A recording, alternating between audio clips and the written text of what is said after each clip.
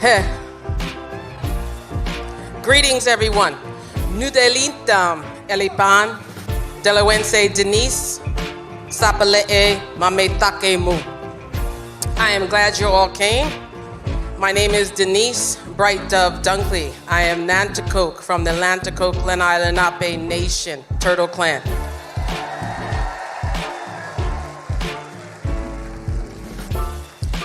When I describe and envision my ancestral homelands without colonial borders, I say that I am from the southernmost tidewaters of Lenapehoking, the land of Lenape. And that land spreads throughout most of Delaware, parts of Pennsylvania and Maryland, and all of New Jersey, and into New York. We are gathered today within the ancestral homelands of my relatives, the Piscataway people. I am humbled to speak here, and I acknowledge the responsibility of kinship. I want to thank the Piscataway Nation for their unwavering stewardship of this territory, and I ask you all to do the same.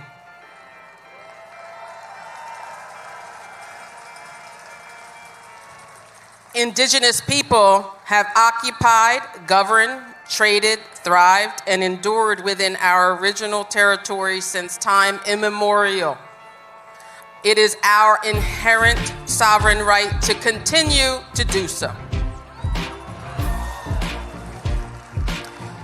But acknowledging our existence is only one step. Good allies also amplify and elevate the voices of those they are helping. We are in a time of uncertainty.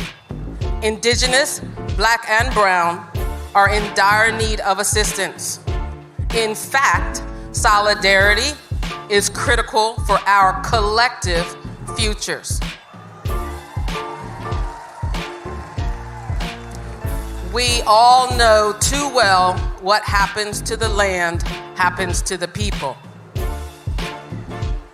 As we struggle to fight for life and beauty in this world and for the earth itself, each of us must decide where our moral compass leads us. Will you remember the Piscataway Nation when you leave here today?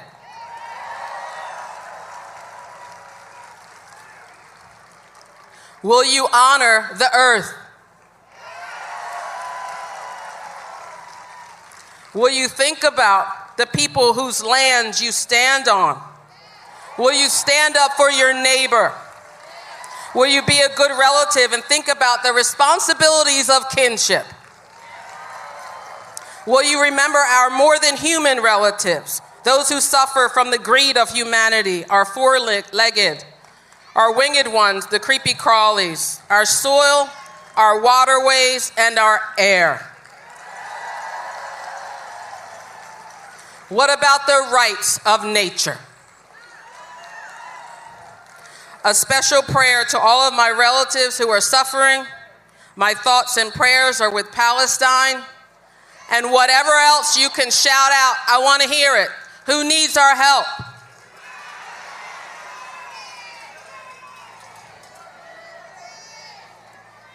Kishlemiin, Wicheminin, and Kanakahinin. Wanishi, creator, help, and watch over us. Thank you. Thank you.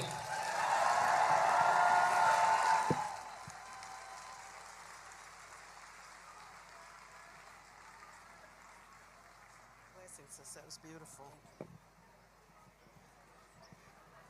Good afternoon. I'm Yara Allen, and I'm out here because I want you to lift your voices as high as you can lift them. And we're going to bring back an old song to invite the ancestors who did this before us. Are we ready? I need you to clap along if you can.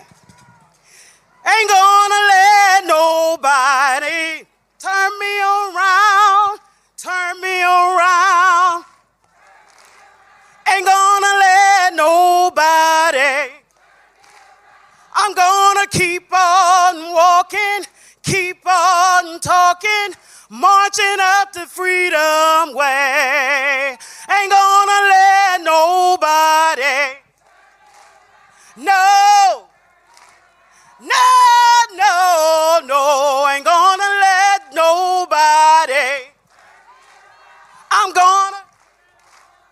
That's it. Yeah, ain't gonna let this president. No, ain't gonna let this president. I'm gonna keep on walking, keep on talking, marching up the freedom way. Ain't gonna let racist politics. No. Ain't gonna let racist politics. I'm gonna.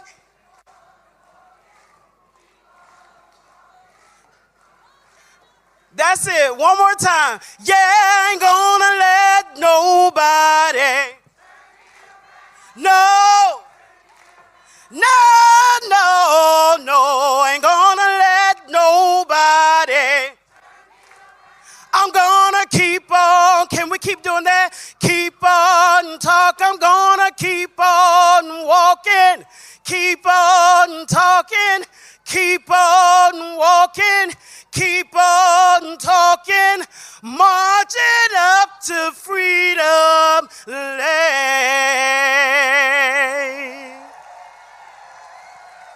Come on and give it up for Reverend Dr. William J. Barber II.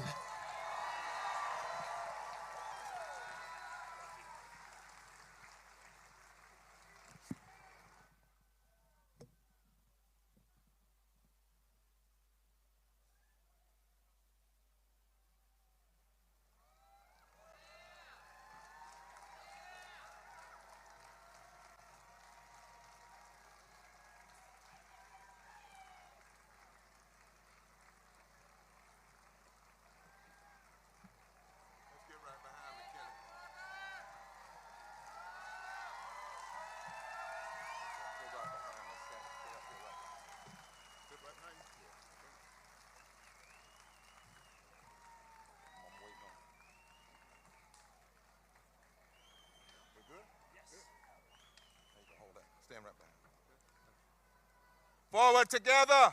Take that. Not one step back. 57 years ago, on April the 3rd, Reverend Dr. King said the night before he died, nothing would be more tragic than for us to turn back now. God help us not to turn back from the vision of our Constitution, that is to establish justice, to promote the general welfare, to provide for the common defense, and to ensure domestic tranquility.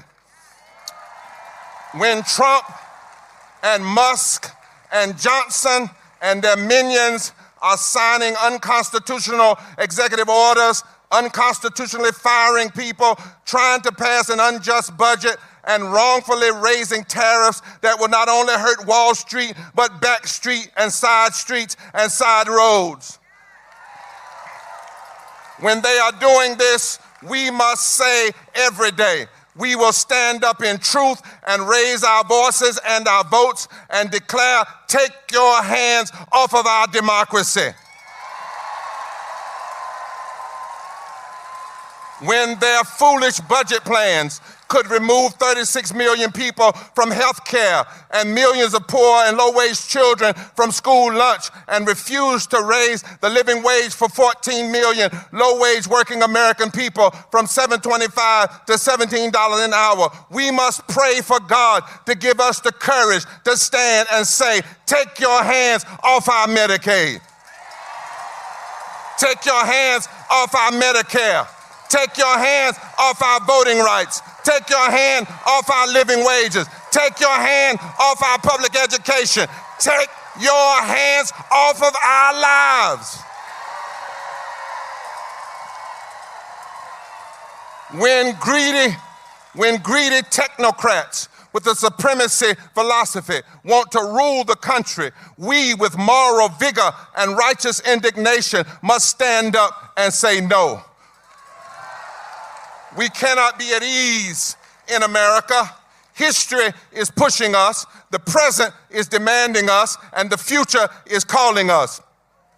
I said in 2018 that every age must have a movement of people that will build a moral fusion mass movement that stands together. Because the issues before us are not about left versus right or Republican versus Democrat, but about right versus wrong and justice versus injustice. And with the help of the divine, we must unite more and more, declaring that we are black, we are white, we are Latino, we are Asian, we are Native, we are young, we are old, we are North, we are South, we are East, we are West, we are gay, we are straight, we are trans, we are America, and we ain't going nowhere.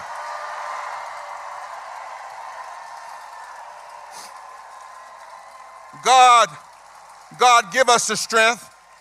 We will not allow a budget that goes after the policies that lift the poor and low-wage workers of this nation. We will not accept the attacks on federal workers. We will not accept them, not now, not ever. And we will prayerfully, with no equivocation, no capitulation, no weakness, declare with all that is holy and divine, we must not bow. We must reclaim our government. We must pledge ourselves to the work of the third reconstruction of America. We must lift every voice and sing together. We must lead with love and repent of the apathy that has too often slipped in. We cannot bow. Finally, they are afraid of you. Trump and Musk, who want to be dictators and want to be kings and lords, they are afraid of the power of love and truth and justice. They are afraid of your unity and your diversity. Well, let's keep them afraid until they change. My friends, this is way bigger than just a party issue. This is an outright battle for civilization.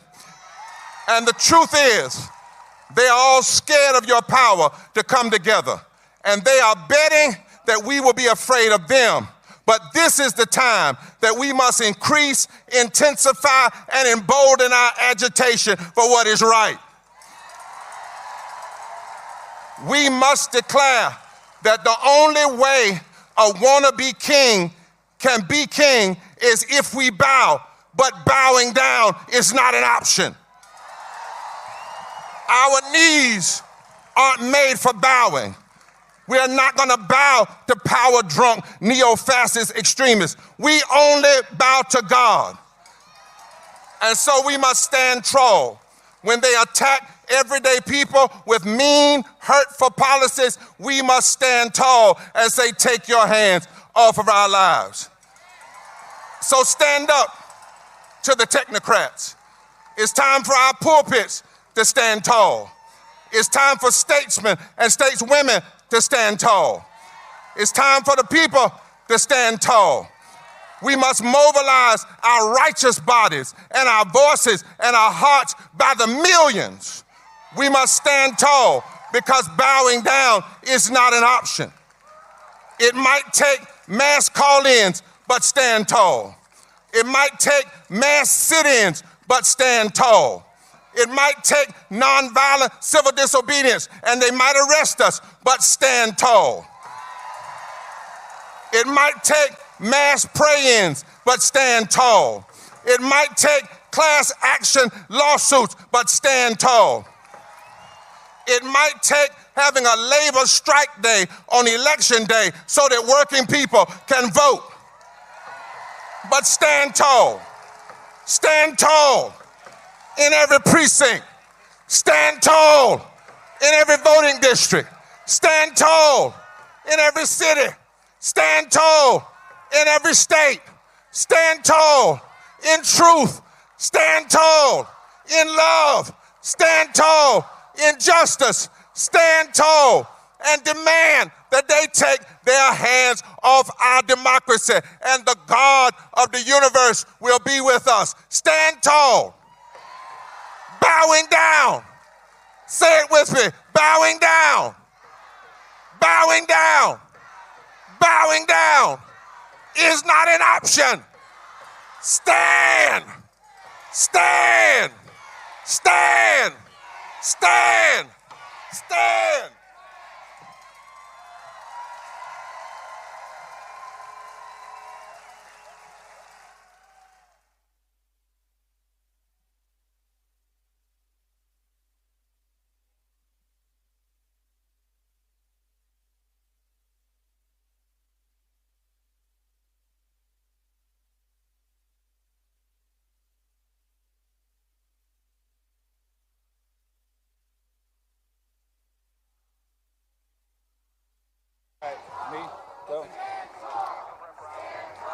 Washington, D.C., please welcome Congressman Jamie Raskin.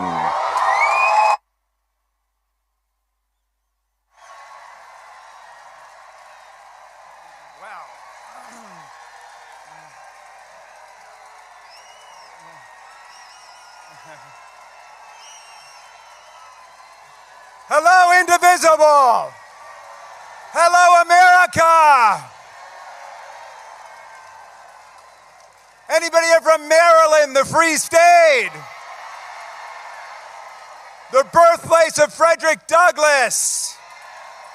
The proud home of people who work at USAID and FDA and NOAA, the National Weather Service, and the National Institutes for Health, the NIH. The crown jewel of bioscience, where despite all the purges and all the firings, they're working every day to cure cystic fibrosis, multiple sclerosis, breast cancer, and that most deadly disease of our time, malignant narcissistic personality disorder.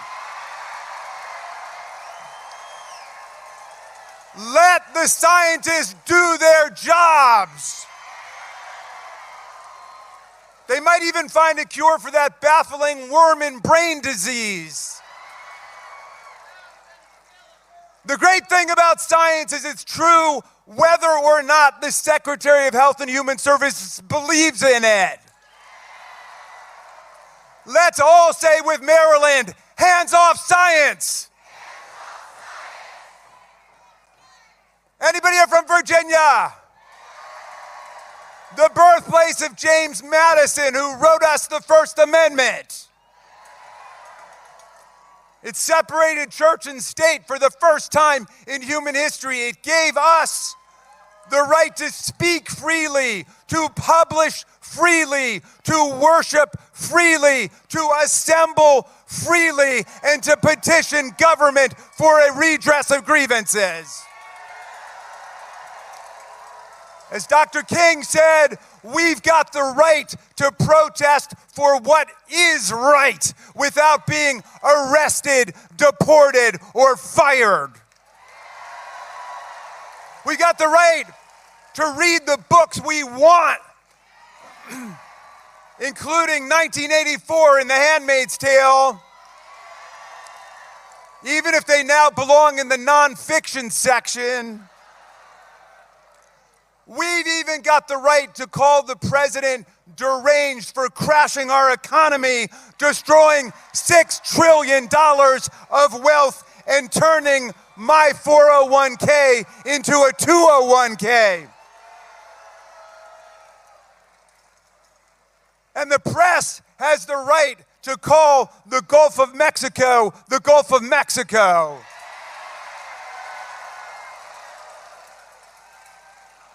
Madison's Constitution gave us the two most beautiful words in the English language: due process. Let's stand with Madison and Virginia and the people and Thomas Jefferson and all the people of the Commonwealth of Virginia, and let's say, hands off the Bill of Rights. Hello to the 713,000 tax-paying, patriotic citizens of Washington, D.C. Your officers, like Michael Fanone, joined the Capitol Police on January 6, 2021, to defend Congress against the worst insurrectionary and mob violence of American history brought down on the Capitol, which wounded, hospitalized, and injured more than 140 of our police officers. These were mobsters who turned the flag of America into a weapon of war against our police. And now Donald Trump says he wants to set up a fund to compensate them. Mr. Trump, if there's going to be a fund to compensate people for January 6th, we're going to compensate the police officers and their families.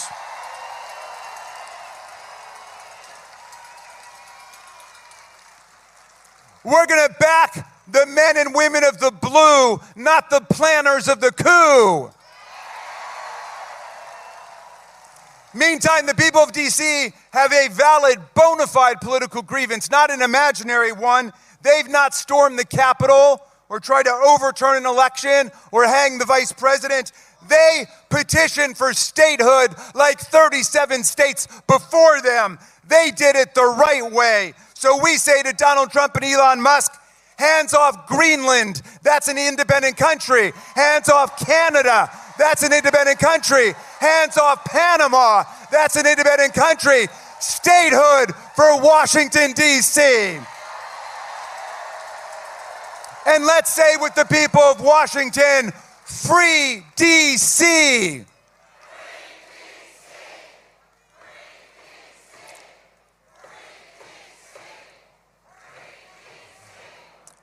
I want to say a special hello to people across America, but especially the people of Wisconsin.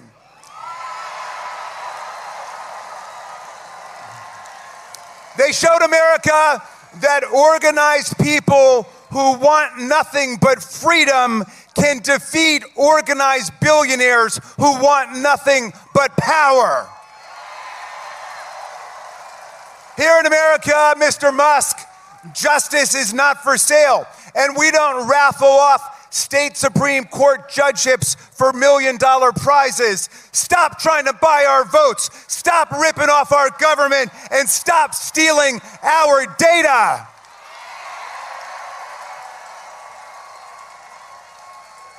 My friends, we're in the fight of our lives, but I want to tell you this. We are winning now. We are winning every day. We are winning in court, where 39 judges appointed by 5 Republican and Democratic presidents have issued 56 preliminary injunctions and TROs against this lawlessness.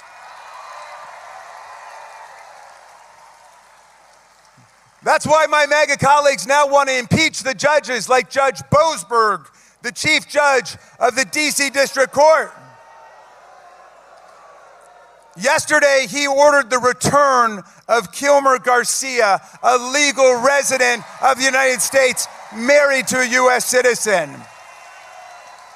They sent him to a dictator's prison in El Salvador. The administration was forced to admit that his deportation was without due process and was, quote, an administrative error. But get this, then Trump said, well, c'est la vie. Mr. Garcia would have to stay in that torture facility because the U.S. no longer had custody over him. But Judge Boasberg told him that if you've got the means to unlawfully deport someone, you find the means to bring them back. So,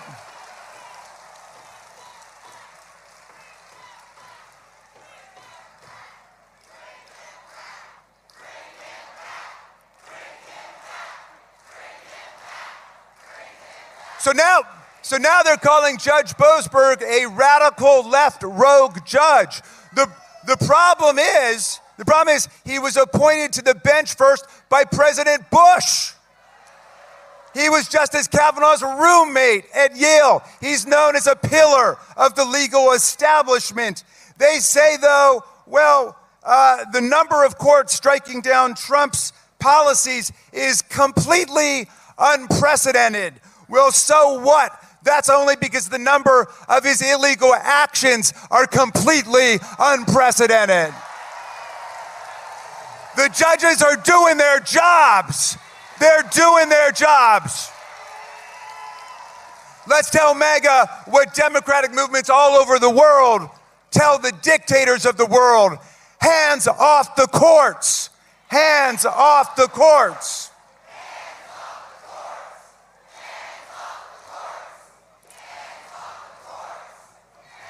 But you know, Trump's even trying to ban law firms and lawyers who represent Democrats from federal buildings and federal employment and to revoke their security clearances. Wait, he's shaken down law firms for hundreds of millions of dollars in pro bono work for his pro-malum causes. Some firms have buckled under these threats, but hundreds of firms led by Wilmer Hale and Jenner and Block and thousands of lawyers led by Rachel Cohen are standing strong for the rule of law. And the courts are rejecting these attacks on the right to counsel and free speech. We're winning in the states. We're winning in the counties. We're winning in the cities and towns. We're winning in the churches, and not just with the great Reverend Barber. We're winning across the country. No moral person wants an economy crashing dictator who knows the price of everything and the value of nothing. We're winning in the universities, which know the difference between transgender mice and transgenic mice. And they know the difference between academic freedom and political tyranny. We're winning with veterans across America who know which side we were fighting on in World War II. And when they see Nazis marching down the boulevard, they don't see very fine people on both sides of the street.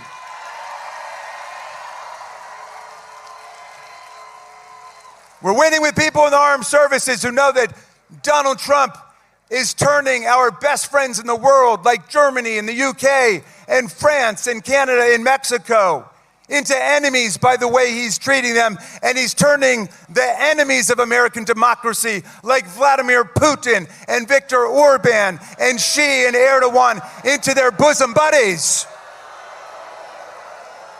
We're starting to win with the business community, which knows there's no prosperity with stupid trade wars against the whole world.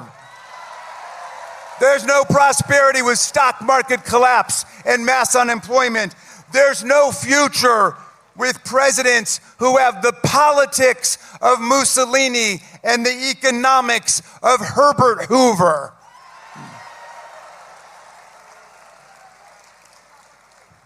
But now look, Elon Musk and the Silicon Valley billionaire mafia believe that high IQ tech supermen obsessed with eugenics and impregnating as many women as possible are destined to govern the rest of us. In other words, they're going to rule in their vision.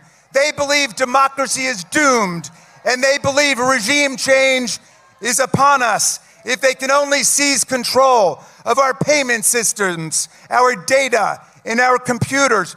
Their guru, Curtis Yarvin, aka Mencius Moldbug, says American democracy is a failed experiment. He praises slavery and its positive effects for the African American community.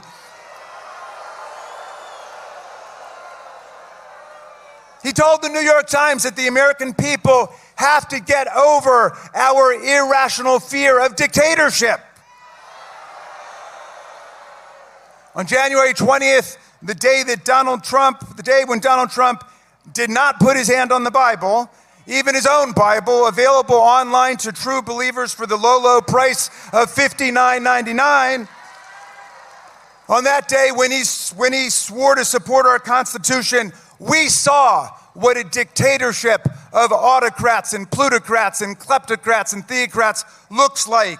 It's a twice impeached, multiply bankrupted, very stable genius standing in front of oligarchs, Elon Musk, Mark Zuckerberg, and Jeff Bezos, standing in front, a cabinet of billionaires and Putin followers who make war plans over the public signal app, even while they're literally sitting in the Kremlin. But I want to tell you something. Moldberg and Vance and Musk, they may have access to artificial intelligence, but they've got no access to human intelligence. These founders of the Dark Enlightenment, as they call themselves, are no match for the founders of the actual Enlightenment, like Madison and Jefferson and Ben Franklin and Tom Paine, much less the leaders who took down slavery and built Reconstruction, like Abraham Lincoln and Harriet Tubman and Thaddeus Stevens and Frederick Douglass. If they think they're going to overthrow the heroes of American democracy, they don't know who they're dealing with. Our founders wrote a constitution that does not begin with "we the dictators." The preamble says, "We the people." We the who? Did you say the corporations? We the people, in order to form a more perfect, did you say a more perfect government? We the people, in order to form a more perfect union, establish justice, ensure domestic tranquility, provide for the common defense, promote the general welfare, and secure to ourselves and our posterity the blessings of liberty, do hereby ordain and establish the Constitution of these United States of America. That's our preamble. And then the very next sentence is, all legislative power is vested in the Congress of the United States of America. And it lays out all the powers of Congress, the power to regulate commerce domestically and internationally, which means it's Congress that controls tariffs, not the president, not Elon Musk. Their tariffs are not only imbecilic, they're illegal, they're unconstitutional, and we're going to turn this around. Congress has the power of the purse to raise money and spend money. An Appropriations Act is a federal law, like a law banning assault on federal officers. It's not a budgetary negotiation. It's not a suggestion to the executive branch. If we say spend money on childhood education or cancer research, you spend that money. Congress is the lawmaking branch, the predominant branch, as Madison put it. And don't buy any of this fifth grade propaganda about three co-equal branches. First of all, co-equal's not even a word, okay? It's like extremely unique. But secondly, read Article 2 of the Constitution about the president. After all those pages about Congress, 4 short paragraphs.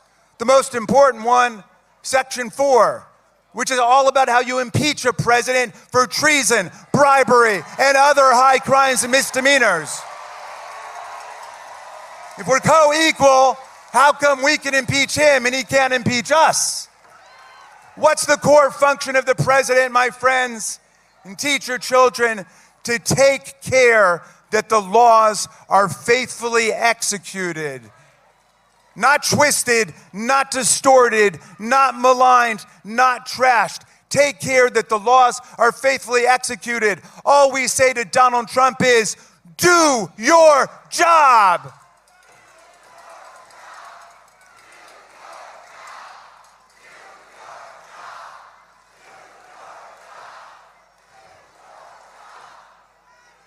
And when he doesn't, that's what Article 3 is all about. All about.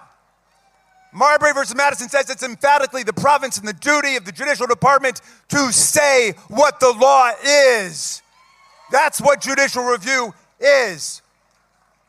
But that's a short-term solution, my friends. The real backstop to this authoritarianism is, it has always been, and it always will be, the people. Even with all their gerrymandering and all their voter suppression, Even with all their billions in dark money, the people will organize to defeat them and take back the Congress next year. We'll be heard in the town halls, in the union halls, in the church halls, in the state capitals and in the capital city, online and inline, at the post office, which we're going to save, at social events, and at the Social Security offices that they're trying to close down. And if anybody was slow to wake up to this authoritarian takeover, nobody's sleeping now, and nothing is going to stop the forces of democracy and freedom in America. No oligarch, no proligarch, no autocrat, no theocrat, no kleptocrat, no monarch from Moscow or Mar-a-Lago is going to turn us around. Fascism will not be the end of human history. Human history will be the end of fascism.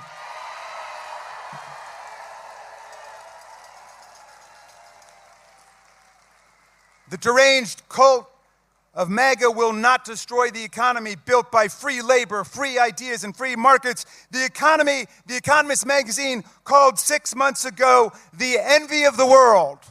The envy of the world. My friends, we are not only the liberals who believe in liberty. We are not only the progressives who believe in progress.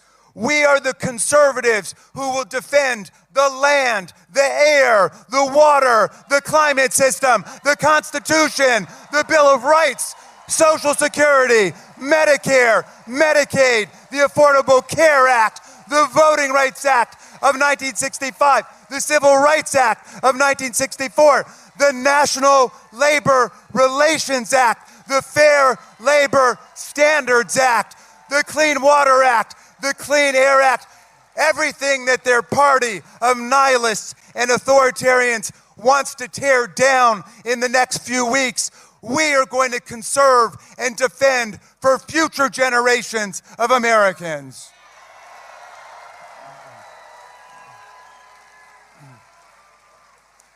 We invite all Americans to join us, to join the party of democracy and freedom and solidarity. An injury to one is an injury to all. A victory for any one of us is a victory for all. And I leave you with the words of two great democracy patriots. Hold them close to your heart. One, the great Frederick Douglass, born a half an hour away at the Wye River Plantation into slavery. He escaped from slavery to become our great freedom fighter during the Civil War and Reconstruction. And Douglass said, if there's no struggle, there's no progress. And the struggle may be physical, it may be moral and physical, but there must be struggle. Power concedes nothing without a demand. It never has, and it never will. A message to you from Frederick Douglass and the people of Maryland. And my friends, I leave you finally with the words of the great Tom Paine, who my son Tommy was named after. And Tom Paine got here in 1774, 2 years before the Revolution. He fell in love with the promise of our land. He said, if these people live up to their promise and their ideals, the land will become an asylum to humanity, he said. Not an insane asylum, mind you. A place of refuge for people seeking freedom from political and religious discrimination from all over the world. And he wrote the pamphlet that ignited our revolution, Common Sense, by which he meant the sense we all have in common when we're willing to reason together without myth and dogma and what we would call propaganda and disinformation. But you know, 1776 was a tough year, and the country was split. There were some people running around saying, you can't beat the kings and the queens. You can't beat the autocrats and the monarchs. You can't separate church and state. For all of history, people have lived under thugs and dictators and kleptocrats like Vladimir Putin and Donald Trump. But half of the people said, no, let's try something different. Let's pledge to ourselves our sacred honor, our fortunes, our lives to build something different. And so Paine wanted to write a pamphlet to give people hope during the darkest hours. And he wrote this beautiful pamphlet called The American Crisis. I just want to quote a little passage to you. I'm going to update the language so it doesn't offend modern sensibilities. And Nancy Pelosi told me I had to do that. And she said it wouldn't offend Tom Paine because he was a feminist, and that he was. He was fighting for women's voting rights in the 18th century. But Paine said, these are the times that try men and women's souls. The summer soldier and the sunshine patriot will shrink at this moment from the service of their cause and their country. But everyone that stands with us now will win the love and the favor and affection of every man and every woman for all time. Tyranny, like hell, is not easily conquered, but we have this saving consolation. The more difficult the struggle, the more glorious in the end will be our victory. Let's make that victory ours. Thank you, Indivisible. Thank you, America.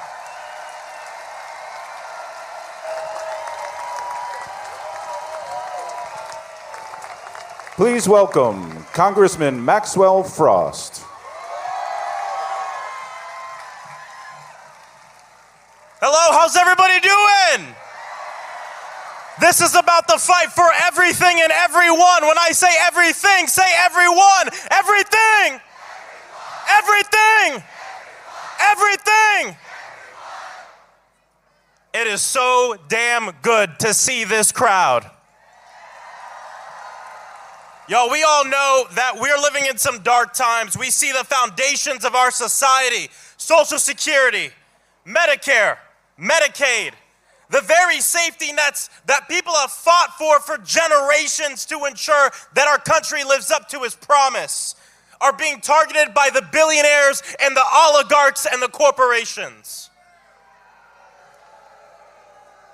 This insidious rise of authoritarianism is fueled by corrupt billionaires and mega corporations who believe that they have the right to control every aspect of our lives. Our health care, to our schools, to our thoughts, to our very speech. Under the false banner of patriotism and freedom and a false banner of patriotism. They would have us believe that if we gave them all the control, everything would be great. But breaking news, they've had the control and look at where we're at right now. Massive wealth inequality in this country, where most of our people live paycheck to paycheck. And it isn't a new problem for generations. The billionaires and oligarchs have kept all this wealth and left us with the crumbs. But we say no more. In this moment, we all have a choice to make. As elected officials, we can't live in the world of what we can't do, but we have to live in the world of what we can and must do. I'll tell you, I had some friends come up to me and say, Maxwell, you should think about running for Congress. 4 years ago, I said, hell no, you're crazy. The crazy thing is I didn't have all the power at the time. I didn't have all the money. I experienced homelessness during my campaign. And as many of you know, even after I was elected, I couldn't find a place to live in DC because the housing costs were too high. But the crazier thing is, we won. We didn't have all the power. When we woke up and saw, it was Twitter at this time, when we woke up and saw on Twitter that a black man, George Floyd, had been lynched in broad daylight. We didn't have all the power, but we still took to the streets to say that Black Lives Matter.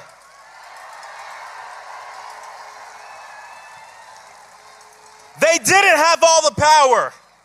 When a gunman walked into Marjorie Stoneman Douglas in Parkland, Florida, and murdered 17 students, children, and teachers. But the students rose up, demanded that we end gun violence, and the world didn't just watch, the world marched to end gun violence. I say this because a lot of times when you don't have all the power that you want, you use all the power that you got. And that's what we have to do in this moment. We need to use everything in our toolbox. We can't afford to brush aside any part of our movement. We need mutual aid. We need protest. We need direct action. We need a legislative strategy. We need to be in the courts litigating, because I promise you, our opposition are not leaving any tools in their toolbox. They're using everything they have. And it's insane because there is such international solidarity in the right-wing fascist movement. January 6th here, January 8th in Brazil, funded by a lot of the same people and organized by a lot of the same people. But here's the thing, their movement is run by fear, trying to push us against one another. They would have our people believe that the reasons we can't afford rent, the reason we can't afford health care, the reason we can't afford groceries is because of other people in our own communities. Yes, we know that this system is rigged and the status quo doesn't work for Americans, but it's not rigged against the billionaires, it's rigged for the billionaires and for the corporations. They are the ones hoarding so much wealth, we can't even imagine what it is. They're the ones cutting essential programs that help working families while giving themselves massive tax breaks that benefits nobody but themselves. They tell us that immigrants are stealing our jobs, but they're the ones shipping jobs overseas and hiring corporate lawyers to go and union bust.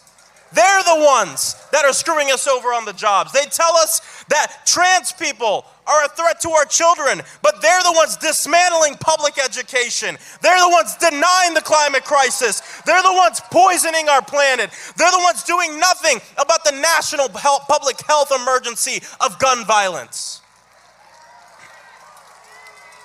And they want us to believe that they're the patriots of free speech. But they're the ones kidnapping and disappearing college students across this country that are just fighting for peace to ensure that innocent people don't die. The message is simple, and I've been traveling the country. I went to Michigan with my good friend Senator Chris Murphy to a Republican district, and the message is simple. We're in this situation not because of our neighbors. I promise you, your bank account looks a lot more like your trans neighbors or your immigrant neighbors and nothing like Elon Musk's. In fact, we're all closer to being on the streets than having a bank account that looks like his. How do you think he got to where he's at? I have people who come up to him and say, Maxwell, why would they be stealing? Elon Musk is already the richest person in the world. He has enough money. The question is, how do you think he became the richest person in the world? And, you know, Elon doesn't like me. If you told me 5 years ago that the richest man on earth would be tweeting about me, I mean, it goes to show Elon's a great example that money can't buy you happiness and money can't buy you a Wisconsin Supreme Court seat either.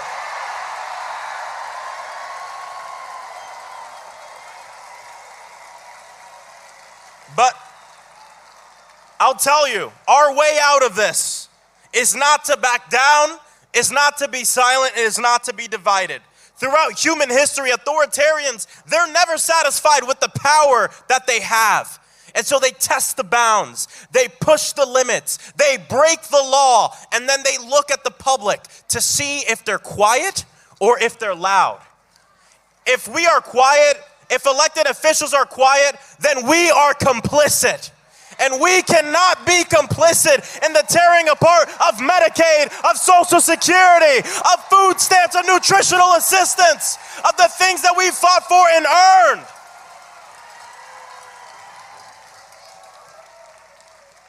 This is why Democrats in the House and across the country, we can't be and we are not the minority party. We must be the opposition in this moment. And then in less than 2 years, we will become the majority.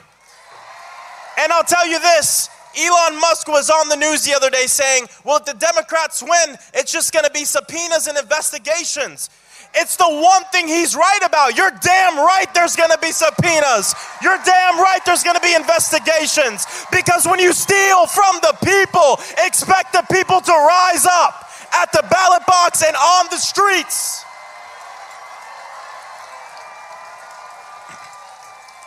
Look, I'll end with this. I'm not gonna be the one to sit here and say everything is gonna be okay. Because to be honest, there's gonna be a lot of people, and there's already a lot of people who are not okay, who are suffering from this authoritarian right-wing regime that is trying to have a billionaire takeover of our government. But the good thing is we are not alone. Not just in this moment and in this crowd, but I mean we're not alone in the grand mosaic of humanity and timeline of justice.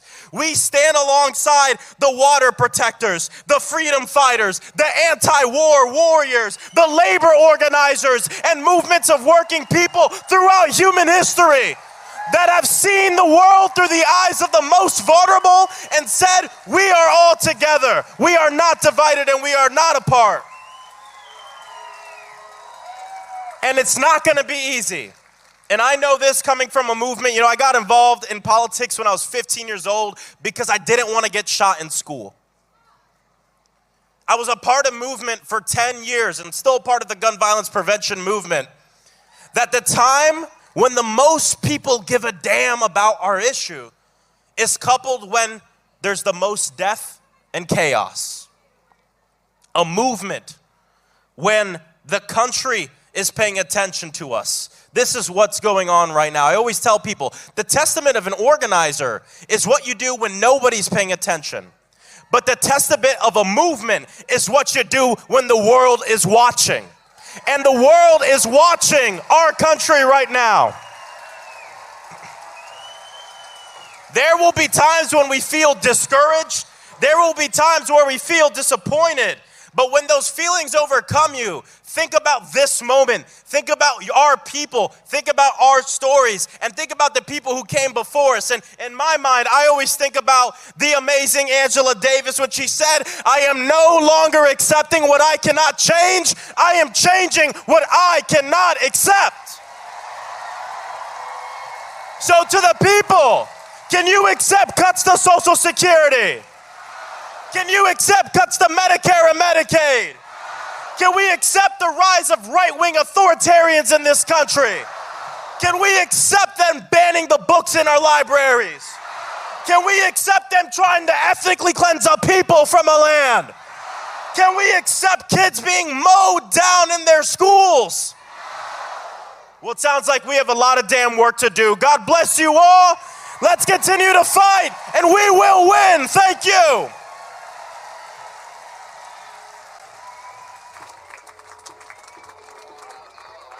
Please welcome Move On Executive Director, Rana Epting. Hello, DC. I'm Rana, and I'm with Move On. Who's a Move On member? Raise your hand. That's right, because at Move On, we believe in the power of the people. We believe in the power of collective action, and that's what today is all about. Look, we know Trump and Musk and the Republicans have been launching an all-out flood the zone strategy to overwhelm us with attacks on Social Security, Medicaid, on other critical services and benefits that we've earned, on attacks on our rights and our freedoms. They want us to feel helpless. They want us to be hopeless. They want us to feel alone in our concerns. Are we alone? Are we helpless? Hell no. Are we hopeless? No, because when we come together, we are powerful, and thank you for being here today. Look, Trump and Musk, they're doing everything to consolidate their power. You know that. They're firing tens of thousands of federal employees. They're threatening to get rid of more. They're trying to eliminate the Department of Education, leaving students, parents, and teachers out in the cold in favor of making their billionaire backers richer and richer. And now they're attempting to silence our neighbors in the workforce all across the country by taking away their voice on the job. Are we going to stand for that? But as we know, the working people united will never be divided, will never be defeated. And you're about to hear from some incredible leaders of unions here today.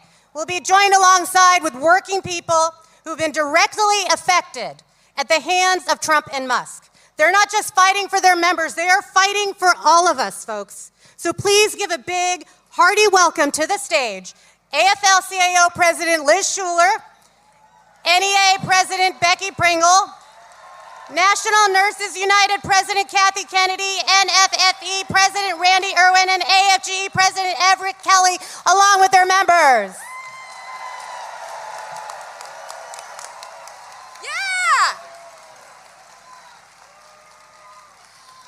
Wow, what a beautiful sight. Thank you so much. I'm Liz Shuler, President of the AFL-CIO, America's Unions. And I'm so honored to be here with all of you and with all of our labor activists and leaders here to bring the voice of not just our 63 unions and nearly 15 million workers, but of every working person in this country. So listen, this administration wants us to think that these cuts are about a bunch of bureaucrats, that these cuts don't matter to workers and families across the country. Well, I'm up here today next to workers who are the human face of what is going on. The people who make our lives better, who serve our communities, and whose lives have been turned upside down by this administration. People like Shanice Mundell, who's standing right here next to me, an Air Force veteran, someone who served this country and then went to work for the federal government, the Office of Personnel Management, a proud AFGE union member.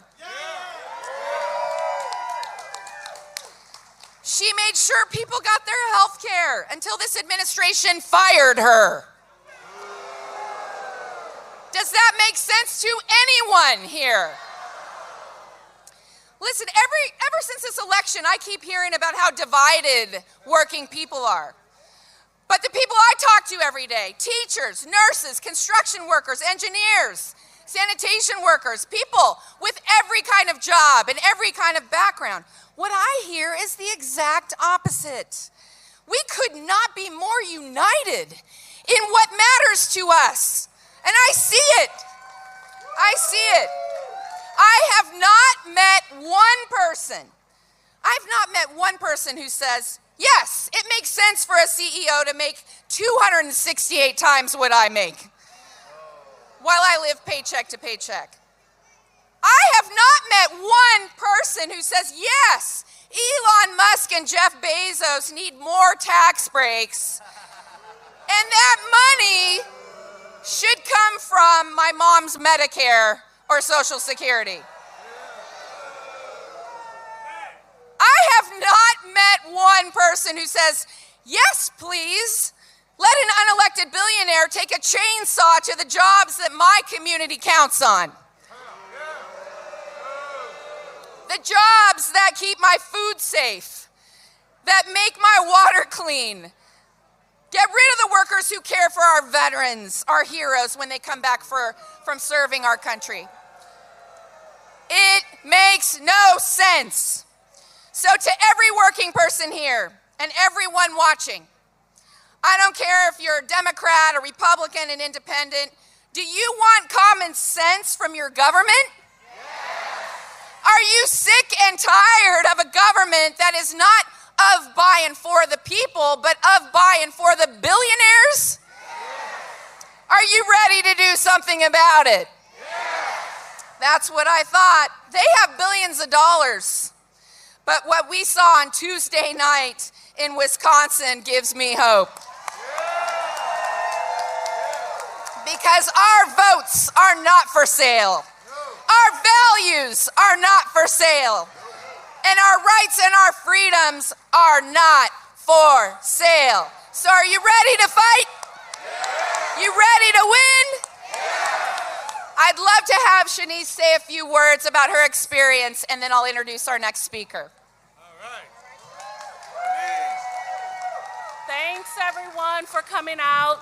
I just want to thank you all and let you know that I'm happy that you're in the fight with us. I may not get my job back, but I'm going to fight for the employees that are still there because they deserve it as well. And I'm going to make sure that everyone knows what's going on because when we fight, we win.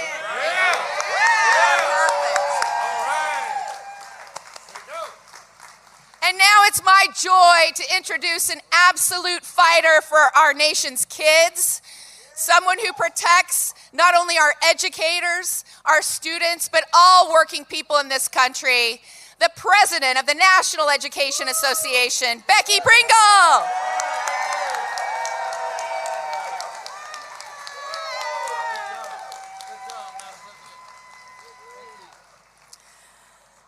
The view from up here is magnificent.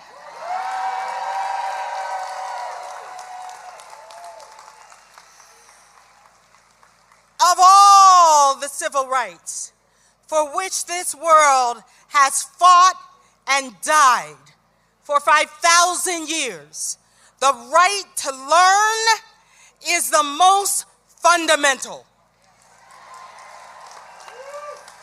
The freedom to learn has been bought by bitter sacrifice. So whatever you might think about the curtailment of other civil rights, you must fight to the last ditch to keep open the right to learn.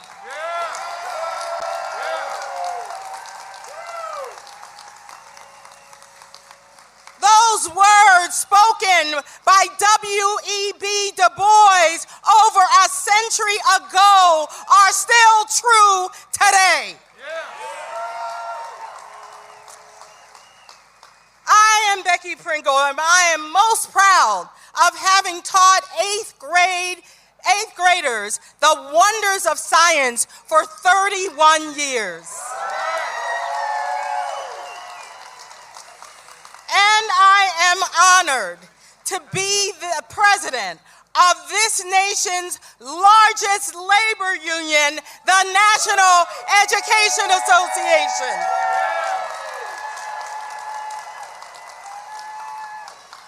I am joined here on stage by teachers and education support staff.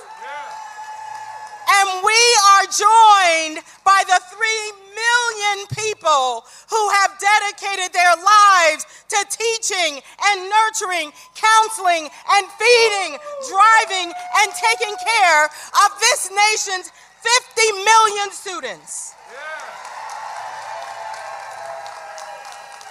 And we're all here to say, hands off our public schools. The NEA has called out Donald Trump and Elon Musk and WWE czar. You can't make this stuff up. Linda McMahon's brazen attempts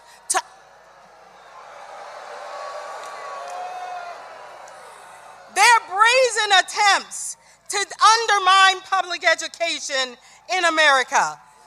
Their devastating, dangerous, and disrespectful mass firing of half of our public servants in the Department of Education. We all know that that will hurt all students in all rural and all urban and all suburban schools across this country. We know that class sizes will soar and arts and music and after-school programs will be diminished. Job training programs will disappear. Higher education will be further out of reach for most Americans. And our most vulnerable children, our children with disabilities, will be left adrift without desperately needed special education services. And the civil rights of our students will be eroded. Yeah, what is? That's why the NEA and our partners sue them. Hands off, Donald Trump. Hands off, Elon Musk. Hands off, Linda McMahon. I just left Kentucky, where we were celebrating their success. 120 counties, every one of them voted no to vouchers. They said loudly and clearly, we love our public schools. Hands off our schools.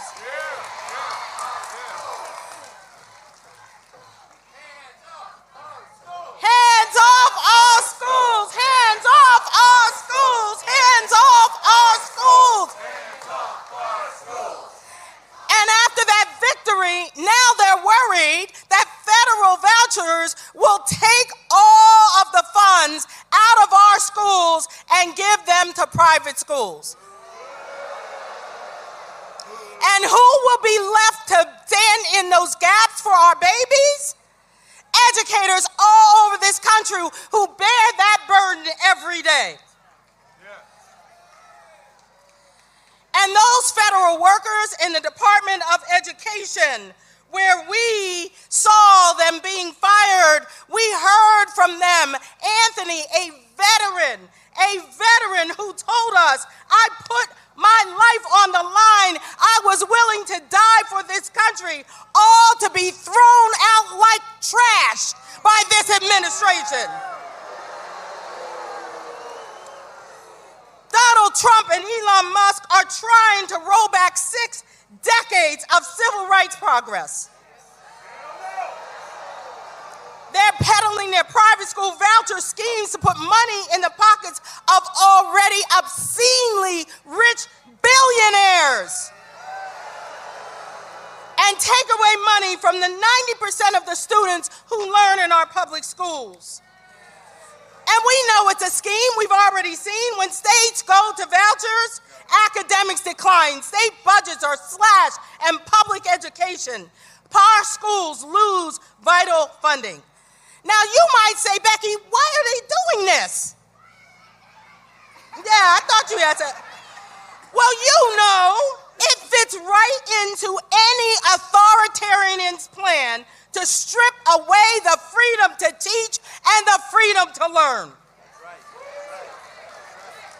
Because oligarchs know that to maintain a democracy, you have to have an educated society. Now, the Trump-Musk administration can't have that. They don't want people who are critical thinkers asking hard questions, people reading, they don't want that. Right. Discerning the truth. They want us divided and swimming in chaos and confusion so we won't come together and expose their plan for what it is. That we won't focus on creating that beautiful vision of every public school having the resources to create a safe and welcoming and inclusive and joyful learning environment where every student, everyone can live into their brilliance. Yeah.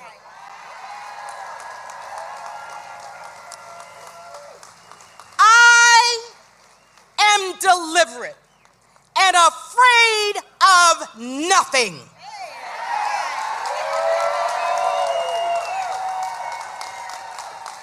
Let those powerful words of Audre Lorde fuel our courage and resolve. Deliberate and unafraid, we will demand that every student has what they need and what they deserve. Deliberate and unafraid, we will fight fight for every educator to be respected and compensated for what they do for this country. Deliberate and unafraid, we will continue the fight for education justice and economic justice and social justice until this country lives into the promise and the poetry of our Constitution.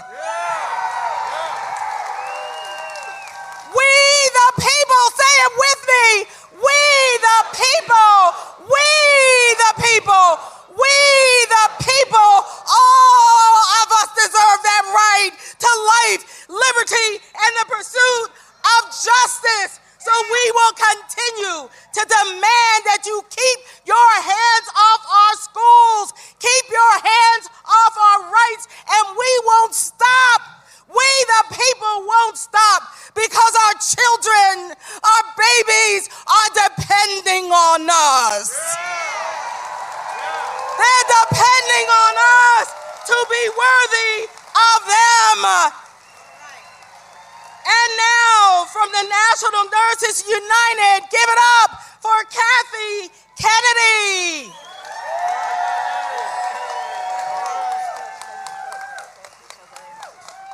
Thank you so much. Well, hello, everybody. My name is Kathy Kennedy, and I'm a registered nurse and president of National Nurses United. And you know, union nurses have long fought for Medicare for all because we know that health care is a human right. And we know that health is not just about medical treatment, it's also about the world that we live in and the support systems we all rely on.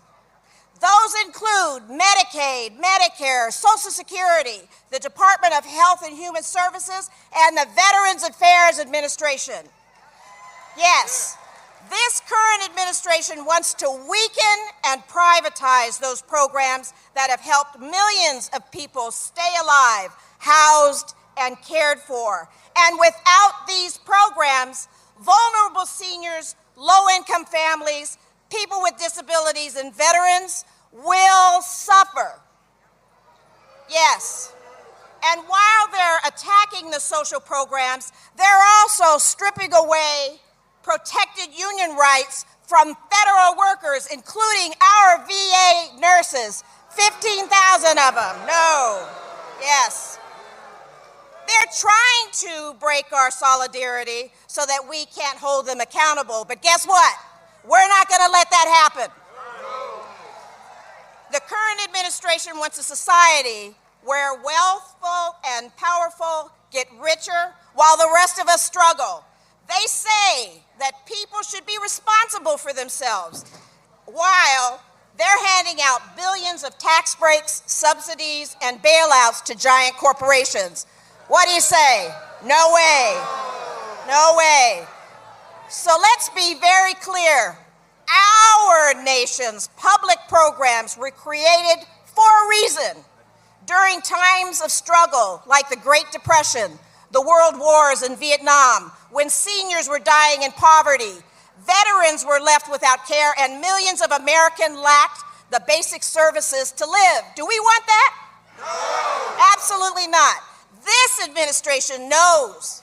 They know very well that these are very popular programs for voters, so they can't get rid of them overnight. So what do? They sneak in the night and they have a plan to turn these public programs into money-making systems for private corporations. Yeah. How do they justify doing this? First, they have to break the system, right? Slash funding, fire staff, change policy until the program no longer functions properly. And then private corporations swoop in, offering to fix it for a profit. Are we going to let that happen? No. Are we here to tell them hands off? Hands off. We must stand up for a society that values people over profit, right? Yeah. Our seniors, our communities, our patients, our veterans, we all depend on this. So hands off our public services. Yeah. Yeah. Hands off our union rights. right, so I am so happy and so thrilled to see all of you today. And now I would like to turn it over to another president of the National Federation of Federal Employees, President Randy Irwin. Good afternoon, everybody. The energy is incredible. Thank you for coming out. I'm Randy Irwin. I'm the national president of the National Federation of Federal Employees. We represent 110,000 federal workers nationwide. Our members are doing incredible work, caring for our veterans, keeping our military ready, caring for our public lands, and just hundreds of other essential services so important to the American people. I know there's got to be some federal employees here. Thank you, federal employees, for all you do. Thank you.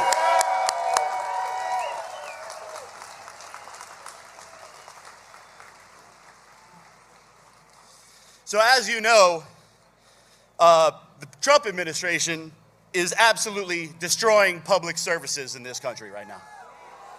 That's right. They claim to be making government more efficient. That is a joke, people. That is a cruel joke. They're doing the exact opposite.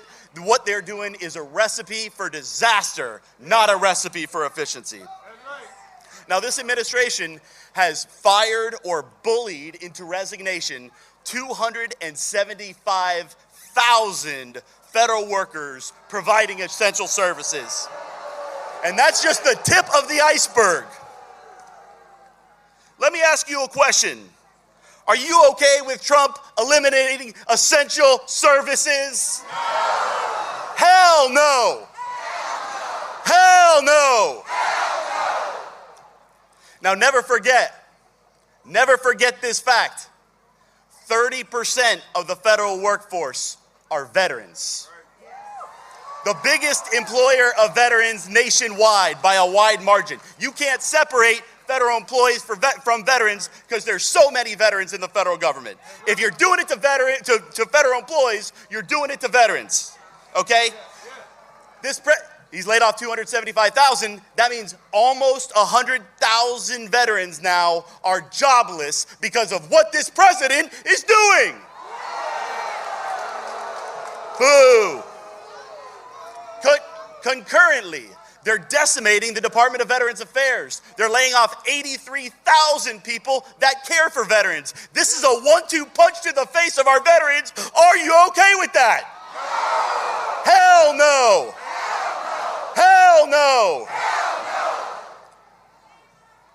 Shame on Trump. Okay. Shame on Trump. Shame on Trump. Shame on Trump. Shame on Trump. And I'll make a point about this. This is an important point about the veterans. You could stand with Doge and Trump and Elon Musk, or you could stand for veterans. You cannot stand for both. Okay. Now make no mistake, the cuts to essential services, okay, the cuts that we're seeing to the workforce are decimating public services, unquestionably putting the American people in danger, okay? We've seen cuts to nuclear regulators that they went back on. They told air traffic controllers to quit and then went back on it. We represent wildland firefighters. They're not hiring enough of them. Communities are gonna burn, it's scary. Okay, examples all over government, okay? Let me ask you a question. Are you okay with Trump undermining public safety? No. Hell no. Hell no. Hell no. Hell no. And in the last 10 days, Trump signed an executive order attempting to unilaterally and unlawfully end collective bargaining for over 1 million federal employees. We've never seen anything like that in this country, folks. Never seen anything like it. It is the biggest assault on collective bargaining that we have ever seen in this country. A critical First Amendment right protected by the Constitution. Are you okay with that? No. Hell no. Hell no. Hell no. This administration is the worst. They sold us on America First. but they're making America worse. We are the ones that have to stop them. I'm so proud of everybody here. Don't stop. We never stop fighting for this country. And now it is my distinct honor to welcome to the podium my good friend, incredible labor leader, Dr. Everett Kelly, president of AFGE. Bless you, brother. Good evening. How everybody feel? Are you excited? Let me hear you say, I'm excited. Brothers, sisters, allies, on behalf of the 820,000 federal and DC government workers we represented AFGE, I want to begin by saying thank you. Thank you for showing up today. Listen, everybody look at your neighbor on your left side and say thank you. Come on, I don't hear you. Everybody look at your neighbor on your right side and say thank you. Thank you for your unwavering solidarity. Thank you for supporting the patriotic American civil servants that my union represent. Thank you for standing for the services we provide to the American people, not some days, but every single day. And thank you for showing our members that you have their back. Thank you, thank you, thank you. Now, I can't begin by telling you how much it means to me, to every AFG member, and to every federal employee across the nation to see this crowd here today. I can't begin to tell you how important it is for not just the workers, but for our nation. Because we're not here today just as union members or federal employees. We are here today as defenders of democracy. We are here today as champions of justice.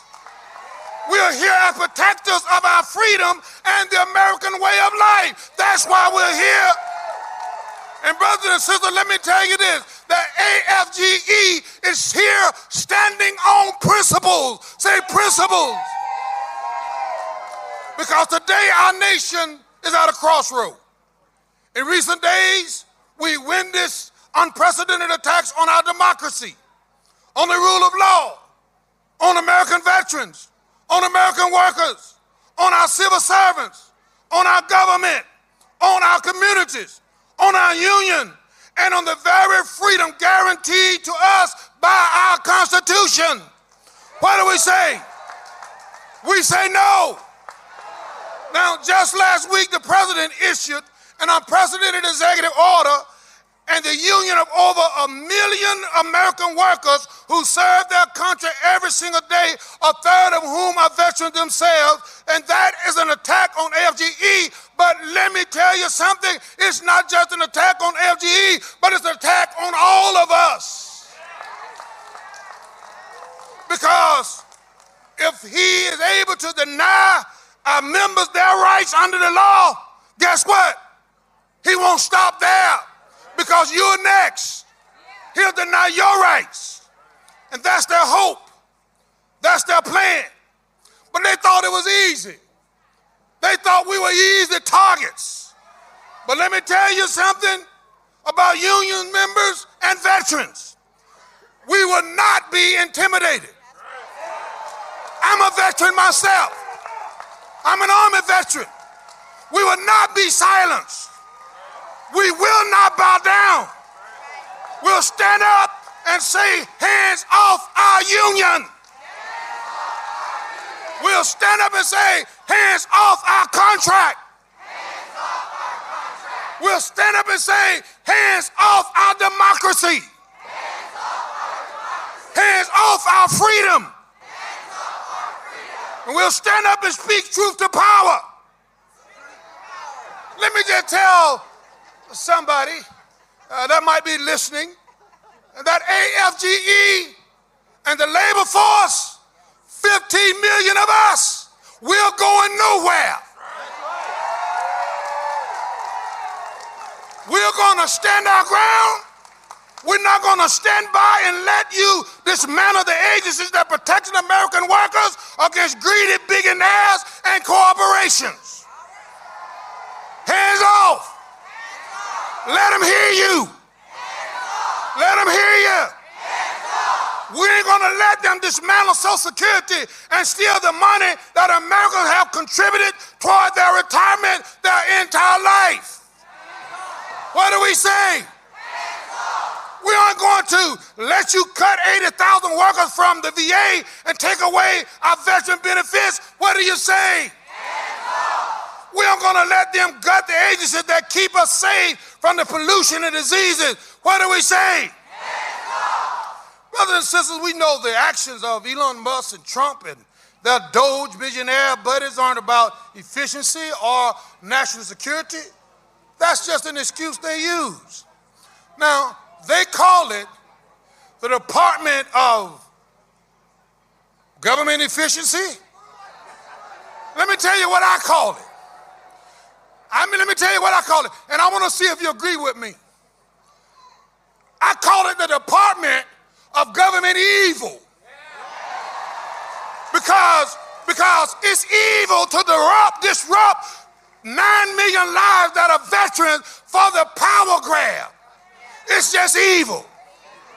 It's evil to destroy the very system that ensures clean water and clean food. It's just plain evil. Now, this is what they want. They want power. Plain and simple. They want it, and they don't want you to have it. Their shock and awe campaign was meant to silence our voice and weaken our resolve and put regular Americans under the boot heels of unelected billionaires, destroying the American experiment in freedom and democracy that's 2.5 centuries old. And that's why AFGE has been in the courts, in the media, in Congress, and here with you on the street. And not only are we in the court, but we're kicking their behind while we're in the court. And we're going to continue to kick their behind because we're going to stand up for every wronged federal employee there is. We're going to continue to fight back. So here's the question. Are we going to let it happen? The people gathered here today, all across America, this country is not going to let it happen. But let me be clear. This is not a marathon. This is a marathon, not a sprint. Today isn't the end of this movement. It's the beginning. And we got to leave here these events all around the country and continue to organize. We have to continue to raise awareness. Continue to recruit more people to our cause. As a union, as a movement, and as a nation, we are facing some hard challenges. Challenges like we never faced before. But let me tell you something. There's still no challenge too big for us to overcome if we work together. To every federal employee watching today, know this. AFGE and all the folk out here across the country have your back. Let me hear you tell them. We have your back. And we will speak truth to power. We will not be intimidated. We will not be silenced. We're here to fight. We intend to win. Because we stand on principles. Together, we'll stand strong against all attacks. Let me hear you say together. And together we'll protect the rights and the freedom of every American because we got the power. You know, we have power. The power is in we. Say we. We will stand. We will fight. We'll fight for righteousness. We'll fight for justice. Say we got the power. We got the power. So brothers and sisters, stay strong. Keep the faith. Hold on just a little while longer. Don't ever give up. Do not despair. Fight on. March on. Pray on. I heard the scripture say that weeping may endure for the night, but joy comes in the morning. Say, joy is coming. Joy is coming. Say joy. Say joy. Say joy. Joy is coming. Don't give up. Thank you.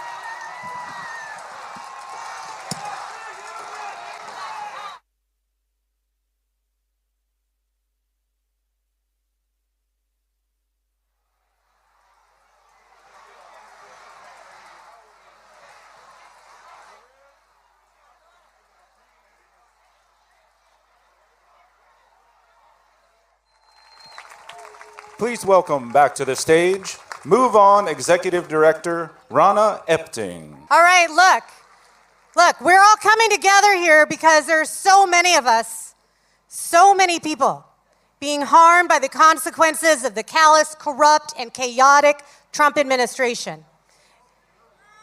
Boo! And as Trump is using every tool of the government to implement his far right-wing agenda at a speed which we have never seen before,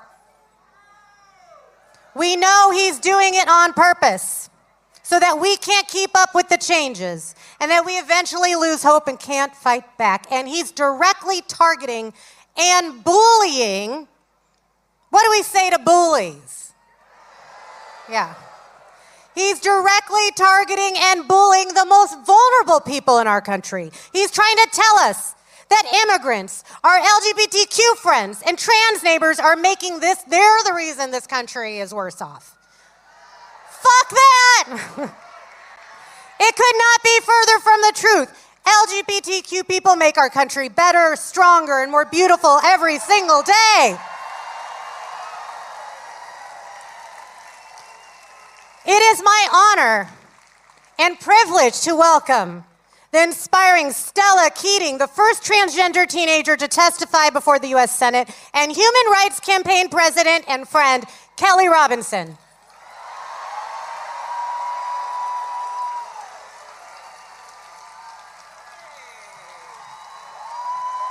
Whoa, what's up, good people? It's a beautiful day to defend democracy, isn't it? I'm Kelly Robinson, president of the Human Rights Campaign. And more importantly, I'm black and I'm queer and I'm not going anywhere.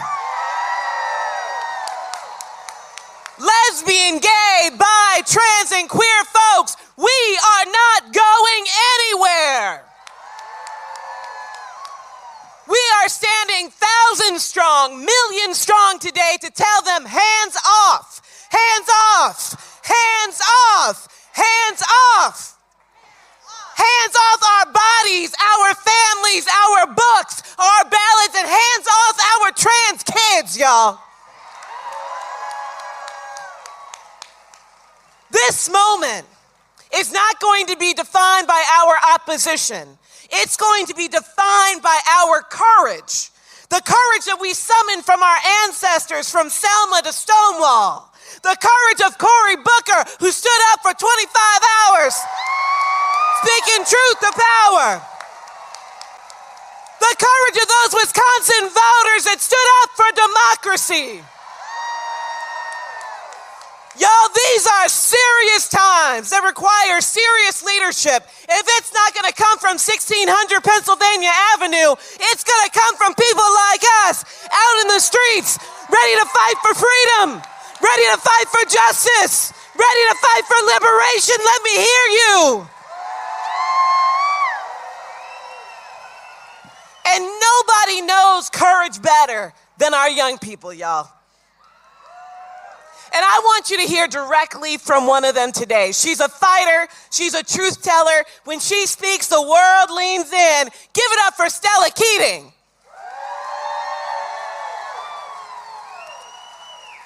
Thank you, Kelly. 4 years ago, I became the first trans teen to ever testify before the United States Senate. They can't take that away from me. I was young, and I believed we were turning a corner. I believed that we would be protected, and I believed that we were seen. But today, the promise that I believed in feels like it's slipping just out of reach. Just yesterday, I had a TSA officer look at my ID, confused, and tell me, pretty sure that's you. That's what it means to be trans in America right now. And while the economy is crumbling and families are struggling, this administration wants you to think that I'm the threat. They want you to think that I'm the threat for visiting my doctor, for using a restroom or playing tennis, or God forbid, flying a plane. Donald Trump and Elon Musk will tell you that I don't exist. But I do. I exist. We all exist. Trans people are here and we're not going anywhere. We are not the threat. We are the future. We deserve to live in a country that sees us, protects us, and lets us thrive.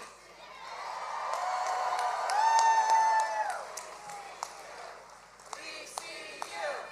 We see you. We see you. We see you. So the question isn't whether we belong. The question is, what are you willing to do to defend us? Yes, yes, we see you, Stella. Yes. Yes.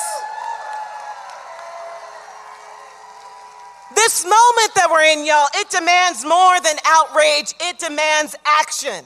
Because the attacks that we're seeing, they're not just political, they are personal, y'all. They're trying to ban our books. They're slashing HIV prevention funding. They're criminalizing our doctors, our teachers, our families, and our lives. This is Donald Trump's America, and I don't want it, y'all. We don't want this America, y'all. We want the America we deserve, where dignity, safety, and freedom belong not to some of us, but to all of us, y'all. You know, the words of Ella Baker have been on my heart. She said, "We who believe in freedom cannot rest. We who believe in freedom cannot rest." I'm not gonna rest, I'm gonna organize, are you? I'm not gonna rest, I'm gonna vote, are you? I'm not gonna rest, I'm gonna show up and be loud and proud and powerful. Are you ready to do that, y'all? So let them know, hands off, hands off, hands off, hands off. Let's get to work and let's get free, y'all.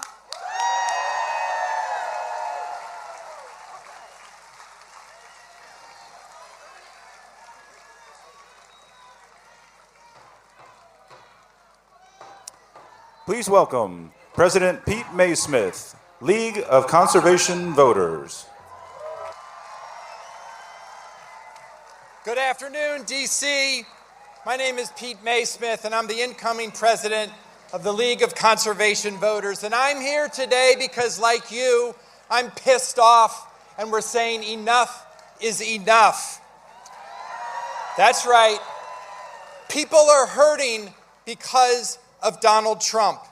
He's making life more expensive for all of us. He's gutting basic clean water and clean air protections for every single one of us. He's stopping us from tackling climate change while our communities are experiencing extreme weather, fires, tornadoes, floods that hurt all of us and our neighbors. He's selling off our public lands that belong to us. Oh, and then he's trying to ban clean energy and make electric vehicles more expensive, except for Teslas. He kind of likes those now. He likes those. The simple fact is, Donald Trump made a bunch of promises. He's breaking them all, and he's hurting us. He promised us lower cost, but instead he's trying to ban cheaper, clean energy, and he's jacking up our utility bills. He promised us the cleanest air and the cleanest water. Under Donald Trump, pollution is making a comeback. Donald Trump and Elon Musk are setting us back decades. They are hurting us, our families, and our communities, and their rich buddies are doing just fine. Well, we're saying enough is enough. Now, Trump is telling us that we have to accept this uncertainty and this pain that he has created. He has the audacity to say to us, tough luck, I made your life harder, just deal with it. We will not bow down to that cynicism. I'm here to say it doesn't have to be like this. Now, what if instead of banning clean energy, we tackle the climate crisis head on, creating jobs and lowering your energy bills? What if instead of selling off our public lands, we protected them for generations to come and boosted local economies? Yeah. What if instead of telling polluters you can do whatever you want to do, we made them pay to clean up the messes they make? What if instead of destroying our democracy, we make sure every eligible vote is counted and communities have a voice in decisions that impact them? Now today, hundreds of thousands of us are gathering all around the country, and it is the beginning. We're going to take this energy and build on it, but we need to do it together. All of us have to do it because our earth is worth fighting for. Because our democracy is worth fighting for. Because our families are worth fighting for. So today we say, hands off our clean air. We say, hands off our clean water. Hands off our clean energy. Hands off our public lands. And hands off our democracy. Thank you. Please welcome President Sarah Parker, Voices of Florida, Vice President Cy Smith, Voices of Florida, Glows to High, Political Revolution. Hey everybody, thank you so much for having us today. We heard there's like 100,000 of you, so you guys are freaking phenomenal. You're amazing for being here, thank you so much. We really wanted to start off with a chant. So we are a grassroots organization originally, that is our core, so we are very big on the chanting, and y'all have all the energy today. So, no Trump, no KKK, no fascist USA. No Trump, no KKK, no fascist USA. No Trump, no KKK, no fascist USA. No Trump. Hell yes!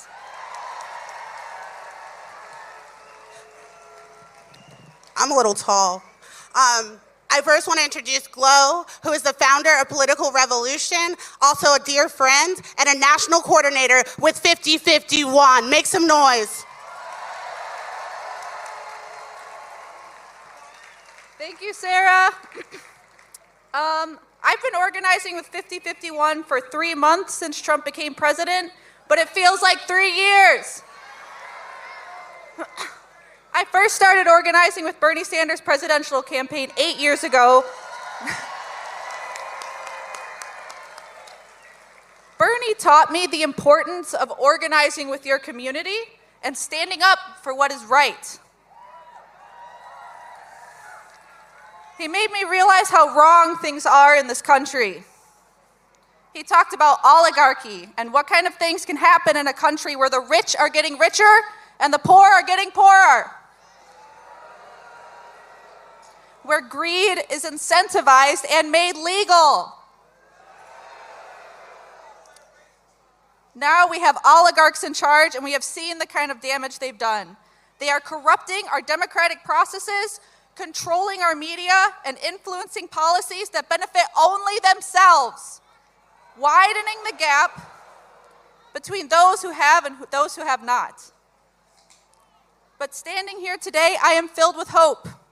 I see all of you, passionate and ready to fight for a better tomorrow.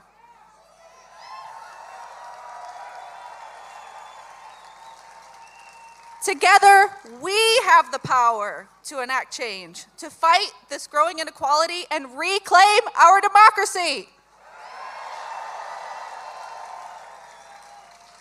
So what do we do now?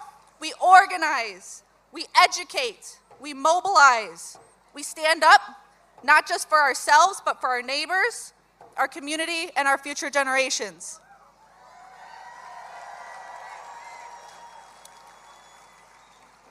It won't be easy. The road ahead is long and fraught with challenges. But if there's one thing I've learned, it's that people, united in a common cause with determination and compassion, can overcome the greatest of odds.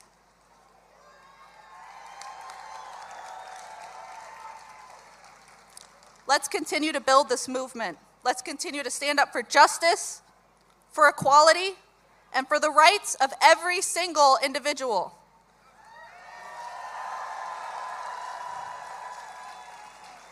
We must demand change, and we must refuse to be silent until we achieve it. Thank you, each and every one of you, to the 5051 organizers and organizers of every banner, for your commitment and your courage. Together, we will make a difference.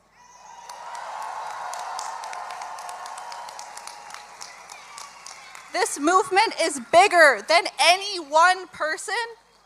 Together, we can change this country.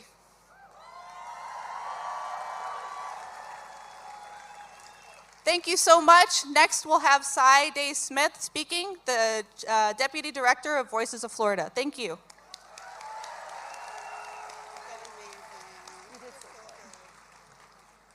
Oh my God, there's so many of you. And you know what? Y'all are just the beginning, because there are people out today marching in 5051 protests all over the nation, in cities everywhere. There are thousands upon thousands. Y'all, my name is Zyde Smith, and I am the Chief Deputy Director of Voices of Florida, a national coordinator with 5051. Now, I'm sure many of y'all have heard about Florida. You'll probably know we've been dealing with a lot of this for a long time.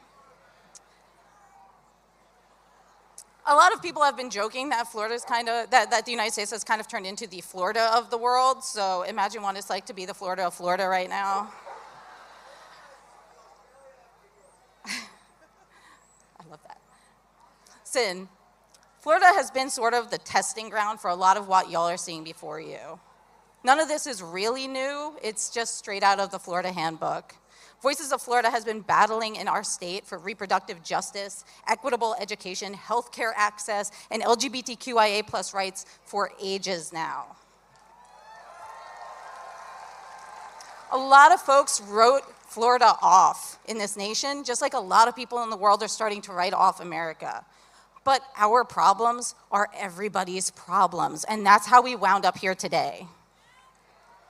So we are so grateful to be sitting at the table with 5051 to combat these issues on a national level with new activists like yourselves to give y'all access to the resources that we didn't have when we first started.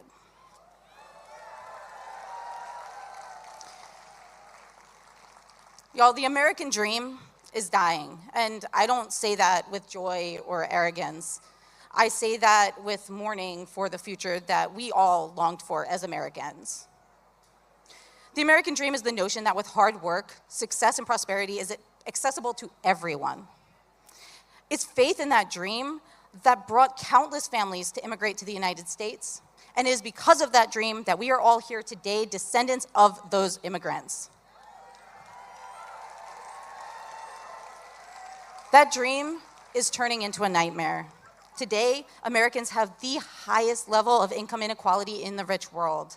And in the past 20 years, Americans have experienced the greatest increase in that income inequality in the world.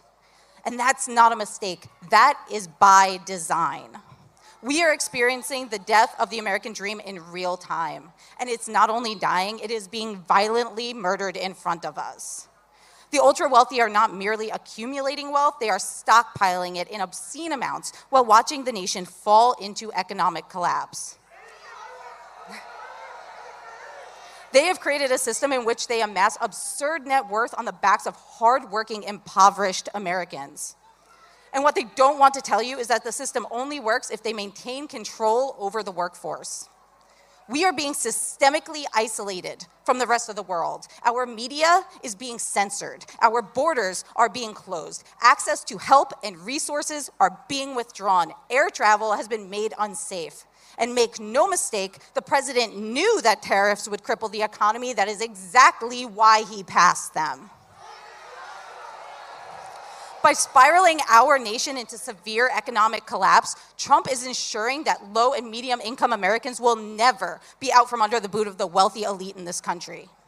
We are in a crisis in which economic instability, climate change, and authoritarian overreach are feeding into each other to create a system in which the average American cannot possibly thrive.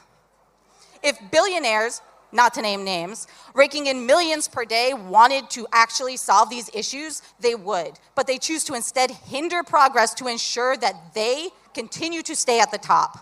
This is why they are canceling research on climate change. This is why they are dismantling education systems. And this is why they are privatizing Social Security. What's worse is they don't want to be held accountable. And that's why they are placing blame on our most vulnerable Americans, immigrants and trans folks. The average American will never be affected by the existence of a trans athlete. Yet that is what they want our attention to be on. You know what we are affected by? Hunger. Rates of death by starvation in the United States has more than doubled since 2018. It is time to wake up, America. It is time to remind the grotesquely wealthy that we are more than just cheap labor. We are human beings. We are the backbone of this country. We, the people, are the future of the American dream, and we, the people, are taking it back. Again, I'm Zaide Smith, Deputy Director of Voices of Florida. Thank you so much for being here today. And I am very, very excited to introduce my Executive Director and friend, Sarah Parker. I want you guys to do a little chant. There are organizers that have never organized in their life right now in the streets. When I say 50-50, I want you to say one. 50-50. 50-50. 50-50. My name is Sarah Parker. I am the Executive Director of Voices of Florida and a 5051 national organizer. But most importantly, I'm a mother. Let me be clear. 5051 is not just a movement. It is a declaration of independence. We have no leaders, and we are beholden only to our values and to the people across this land who dare to dream, hope, and to believe in a better tomorrow, a better world, and a better America. 50 states, 50 capitals have now turned into one movement.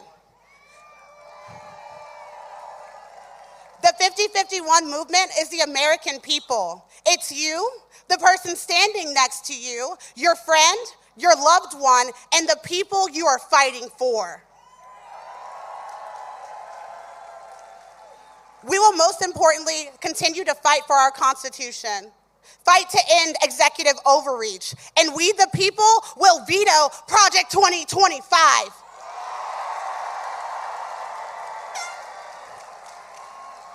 What started as a single post on Reddit by a user has now grown into a full-blown movement.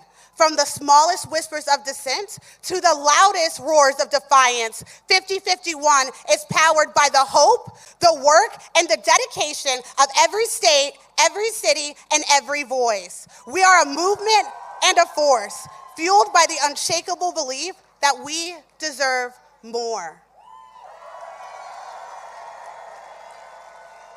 And as we stand here today in the belly of the beast, I want to remind you, this administration isn't just attacking our rights. It's unraveling the very foundation of our freedom. They seek to rip apart our Constitution, bully other nations, destroy our livelihoods, and turn neighbors against neighbors.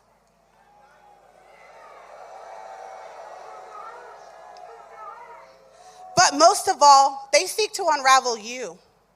They want to steal your dreams, extinguish your hope, and erode your faith. Their goal was never simply to capture the White House or subvert our Constitution. It was to break us, to leave us hopeless, exhausted, and fractured. But I'm here to tell you, we will be damned if they succeed.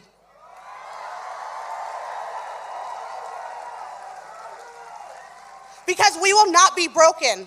They will not destroy our faith because it was never theirs to destroy. We will not tolerate the eradication of our First Amendment rights. Our voices will not be silenced. We will peacefully dissent, as is our right, and we will not allow anyone to strip us of the freedoms that we hold dear. They will not strip away our hopes, for hope courses through the very veins of this nation. It is embedded in every pivotal moment of our history. Hope built this country. Hope transformed this country, and hope will carry us forward.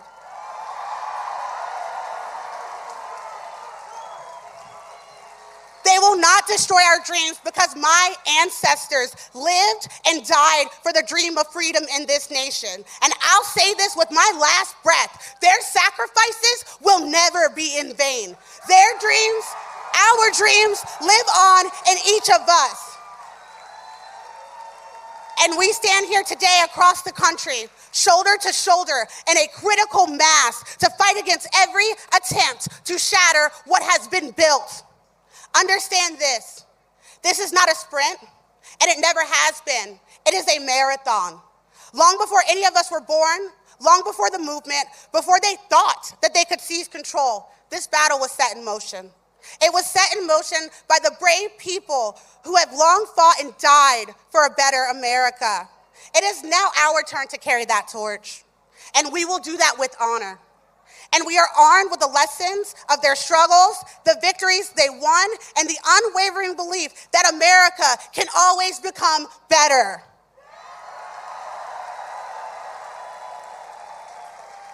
The fight for freedom, equality, and justice has never been easy, but it has always been worth it.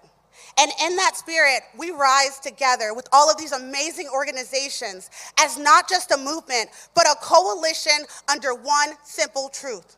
This is our civil rights moment. This is our call to action. It is our power. It is our voice. It is the essence of who we are and who we've always been, a people who will be damned if we are silenced.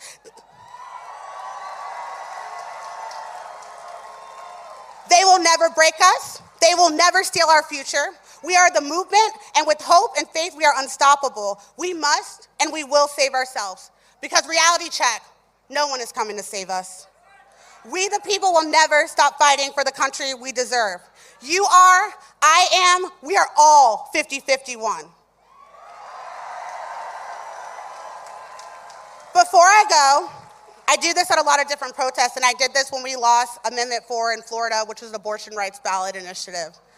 I want you to turn to the person next to you, and I want you to say, you are loved. You are resilient. And you are important.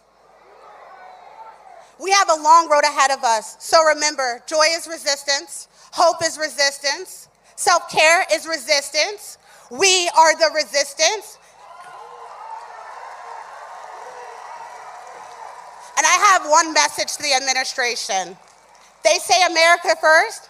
I say ball's in your court, because America is right here and we're knocking at your door. Thank you. Please welcome Executive Director Sarah Hagdousti, Win Without War.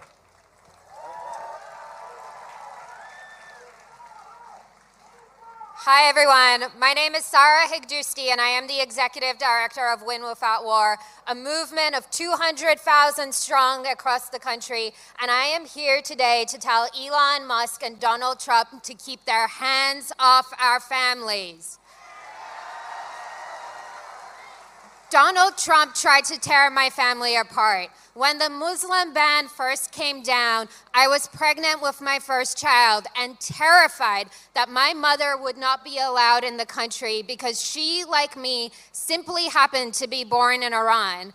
And I want to say thank you to every single person who showed up today, because it was because of protests just like this, as well as legal action from our movements, that my family was okay.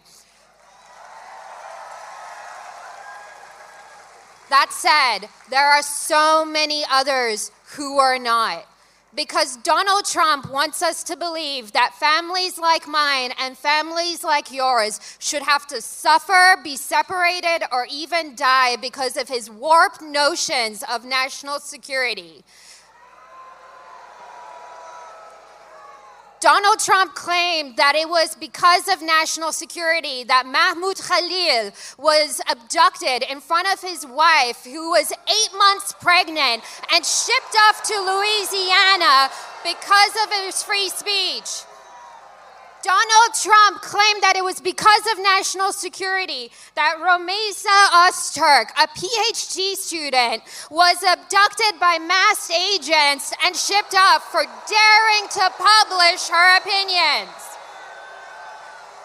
Donald Trump claims that it was because of national security that immigrants are being arrested and shipped off to mega prisons in El Salvador run by an autocrat. And one of the people he shipped off was Kilmar Abreu Garcia, a dad who lived down the road in Maryland, who came here to flee gang violence.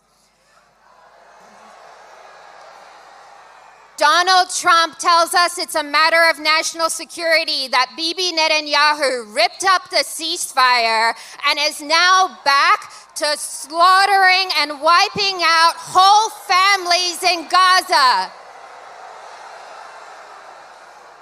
Now let me be very clear. Not a single person here is more safe when parents in Gaza have to dig with their bare hands through rubble, hoping that their kids are alive.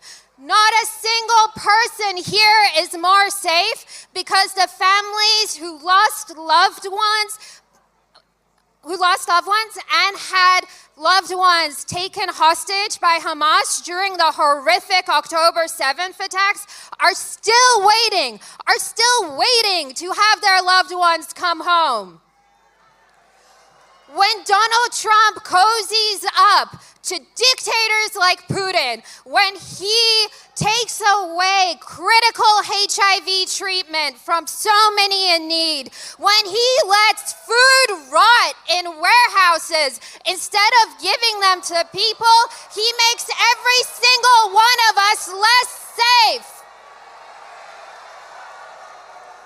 That's why I'm here today to say, hands off our families. Hands off our students. Hands off our neighbors. Hands off aid. And hands off Gaza. I want want you all to remember that from South Korea to Brazil, we have seen time and time again the power of movements just like this one and their success in pushing back against right-wing coups and authoritarianism. And that is what we are here doing today, and that is what we will keep doing until we win. And I am so grateful to be here with you as we get it done. Thank you. Please welcome Kyle Lewis, Vote Vets.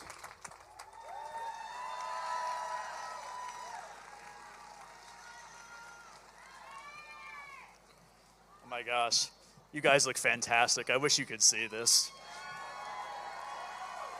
Great work on the signs too. You guys did a fantastic job. You showed out today.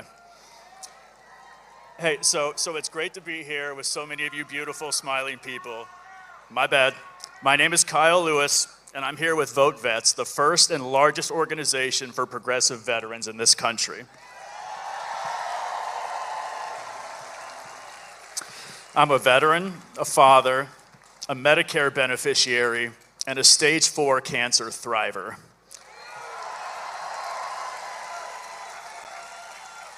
So 5 years ago, I was diagnosed with an aggressive stage 4 cancer, and I was told I just had weeks to live. My doctors recommended I begin an innovative immunotherapy treatment.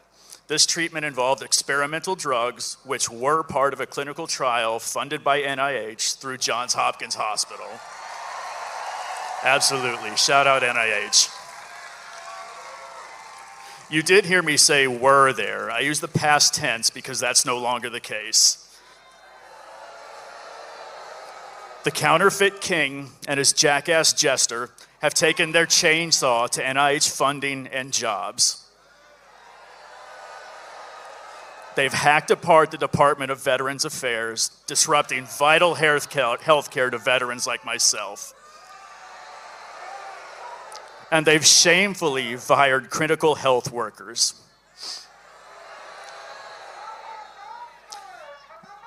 They've wantonly slashed money for clinical trials and other crucial medical and scientific work which leads to breakthroughs like the drugs that saved my life, drugs that in many cases are no longer available.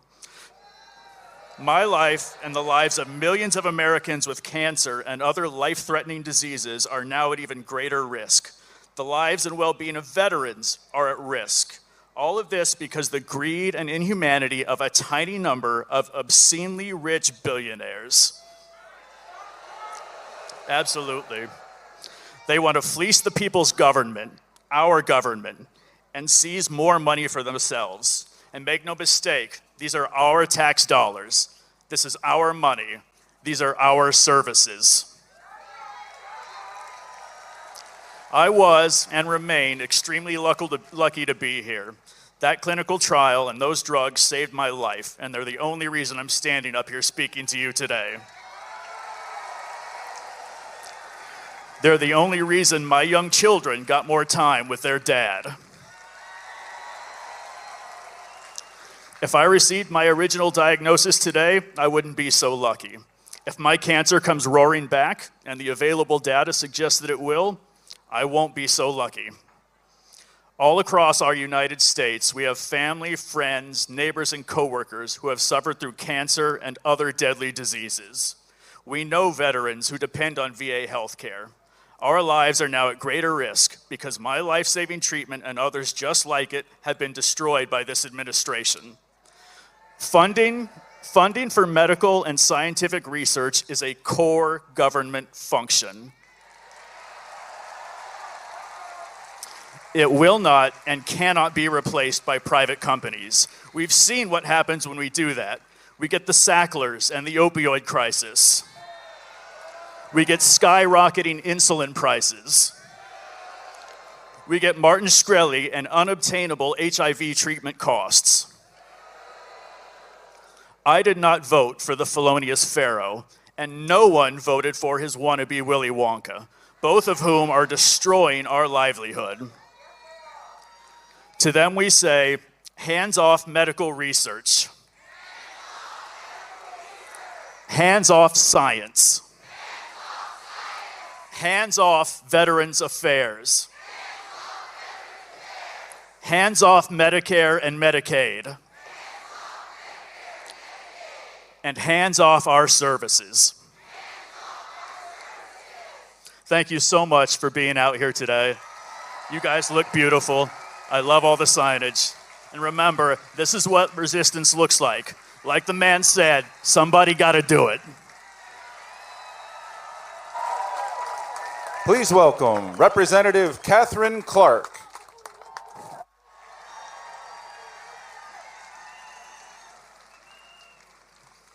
Oh, it is such a beautiful sight to see over 100,000 patriots. So I'm the whip in the House, and I count the votes and make sure that we stayed unified. And I want to tell you, you are putting on one hell of a whip operation here.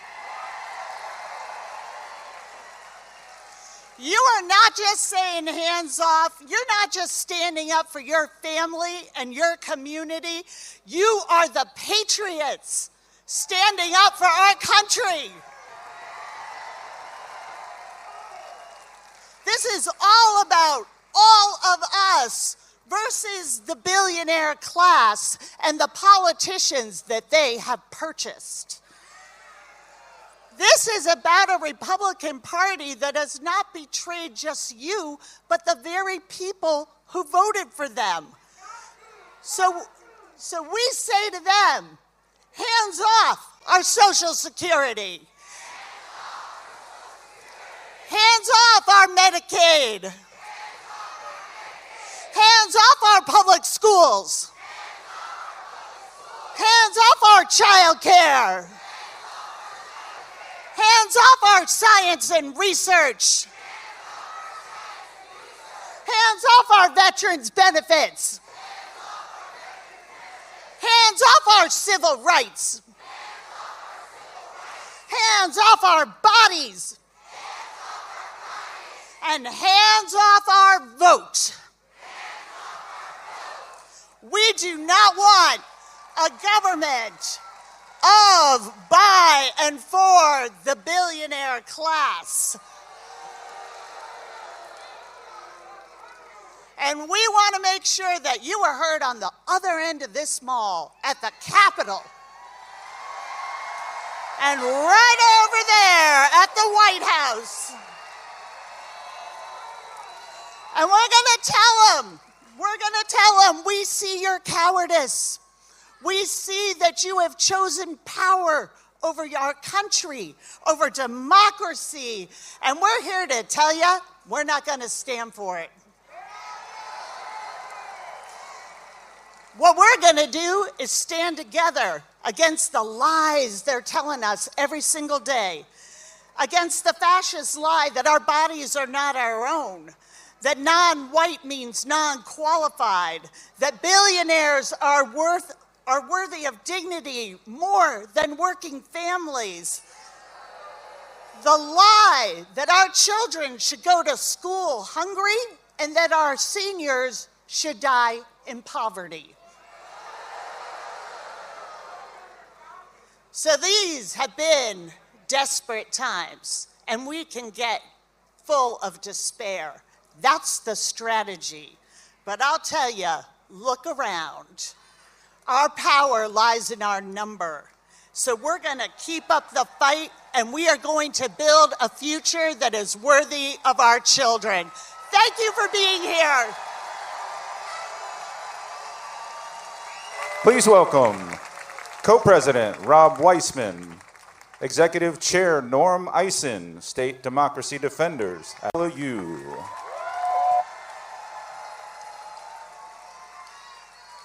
Hey, y'all. We are the litigators. Yeah! With our big coalition of hundreds of democracy and civil society groups, labor and federal employees, and ordinary folks like the over 100,000 of you, we have gone to court from San Francisco and Seattle to New York and New Hampshire. And we and our coalition have won. More than 50 court orders stopping Trump and Musk and their cronies. The judges have been Democratic appointees and Republican appointees and independents. And do you know what they have said? Hands off my Constitution. Let's join them and let's say it loud so they can hear us over in the White House. Are you ready? Hands off my Constitution. That was pretty good. I was going to ask you all to do it a second time, but I think they heard you. We have won those cases by working together as a coalition, all the thousands of us. I love you too. My organization, State Democracy Defenders Fund, went to court to stop Musk and Doge on the very first day, the very first case brought, with Rob and his colleagues at Public Citizen and Labor. And then later, we were ready. Later that same day, we went to court with Anu and the ACLU and her colleagues and brought the very first case on January 20th, saying, Donald Trump, you can't choose which babies born in this country are citizens and which not. The Constitution made that choice, Trump. And since then, we won that and dozens more the coalition did. And you know what? Trump and Musk can't stand all that losing. That's why, yes, they hate it. That's why they're lashing out at all the lawyers and the law firms. Shoot, they're lashing out at me. Donald Trump has removed my security clearance 3 times. 3 times. I don't know if it's a mental capacity thing and he just forgets that he did it, or if he takes it away and then when he loses again, he says, turn it back on so I can feel better about all the losing. Hanu, what do you think?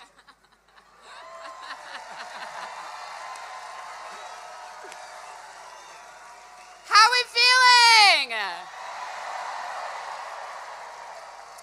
My name is Anu Joshi and I am with the American Civil Liberties Union.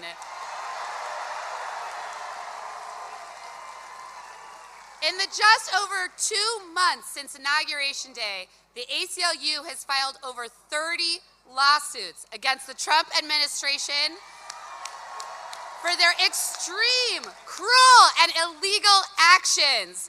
And we are winning, and we are not slowing down. But the truth is, while fighting and winning in court is important, we all know it's not nearly enough. We need the power of the people. And together, we must demand that our members of Congress and our governors and our mayors and big law and university presidents and CEOs get in these damn streets with us. They need to show us that they will not capitulate to the Trump administration's threats. The Trump administration's attacks on our right to dissent are the biggest threat to the First Amendment since the Red Scare.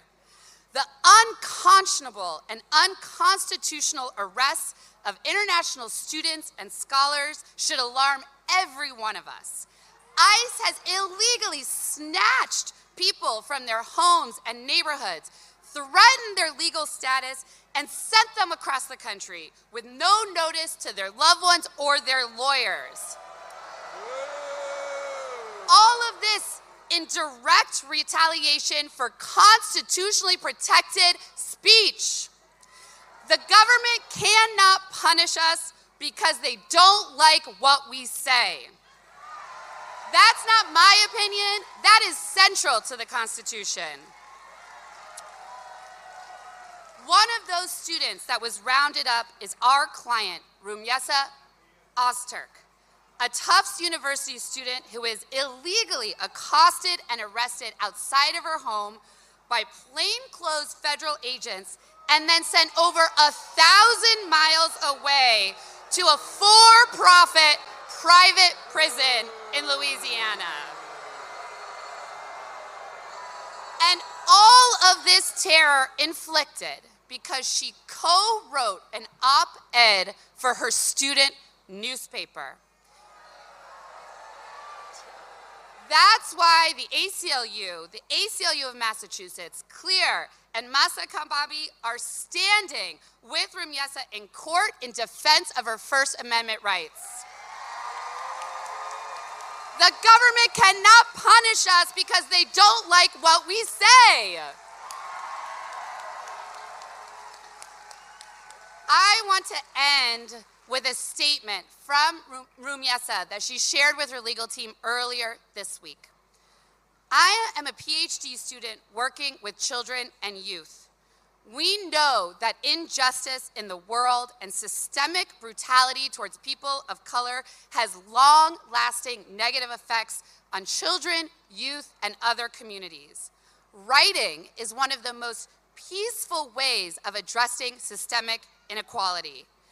Efforts to target me because of my op-ed in the Tufts Daily calling for the equal dignity and humanity of all people will not deter me from my commitment to advocate for the rights of youth and children. And we cannot let it deter us from fighting for the future of this country.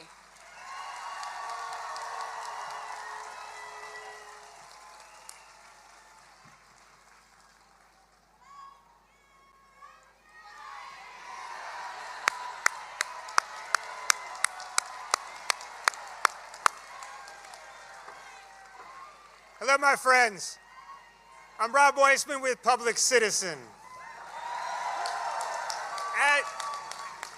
As you have heard today, and as you know, we are living under the most lawless, Constitution-trampling administration in American history.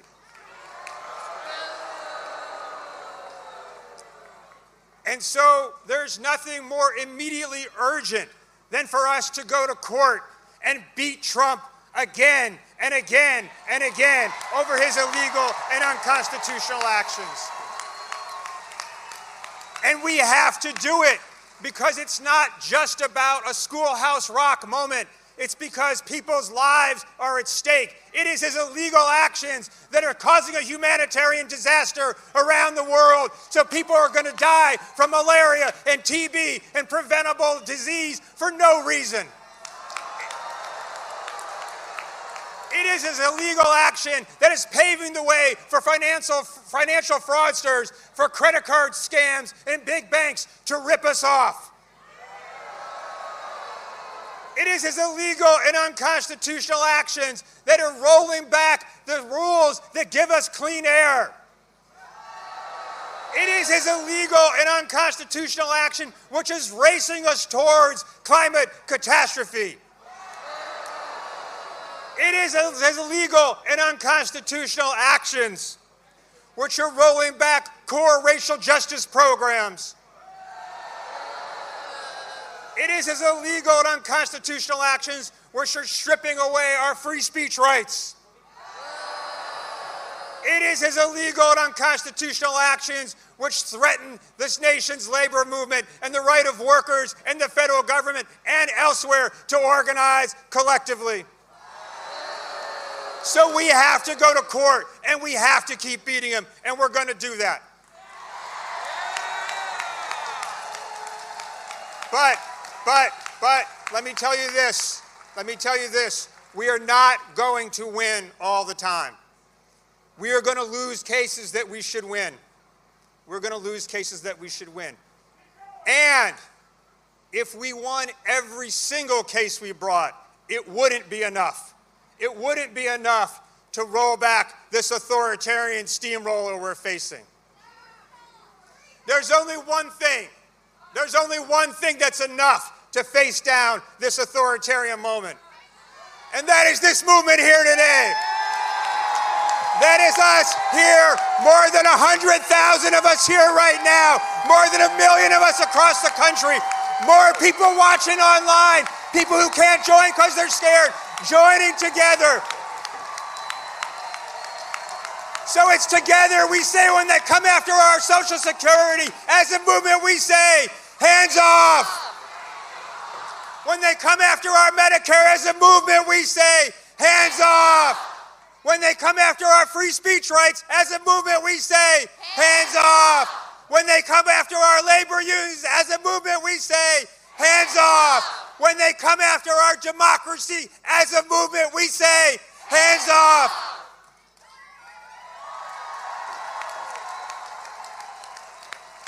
That's how we're going to win.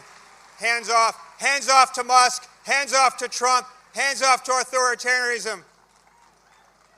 But hands open to each other, my friends. Hands open in embrace of each other. And hands together in solidarity. Hands together in love. Hands together in community. Hands together in empathy. That's how we beat autocracy. That's how we beat oligarchy. That's how we beat Trump. That's how we send Musk back where he belongs. That's how we rescue our democracy. Together, hands together, hands together, hands together, hands together, hands together.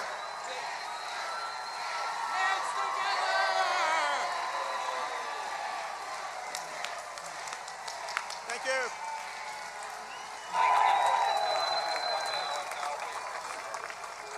Please welcome Interim Executive Director Portia Allen Kyle, Color of Change.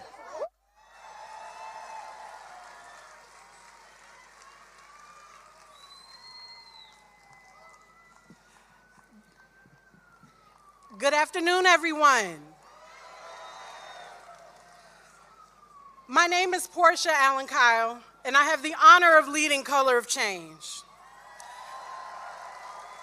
We're a civil rights and racial justice organization fueled by millions of members across the country, just like y'all, who have showed out today to hold corporations, to hold our government accountable to take action on solutions for us.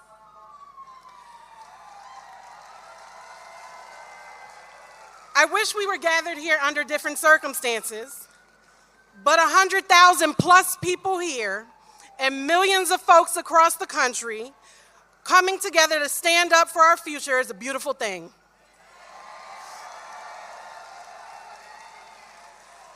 Because there is a lot to celebrate about a future that we are fighting for.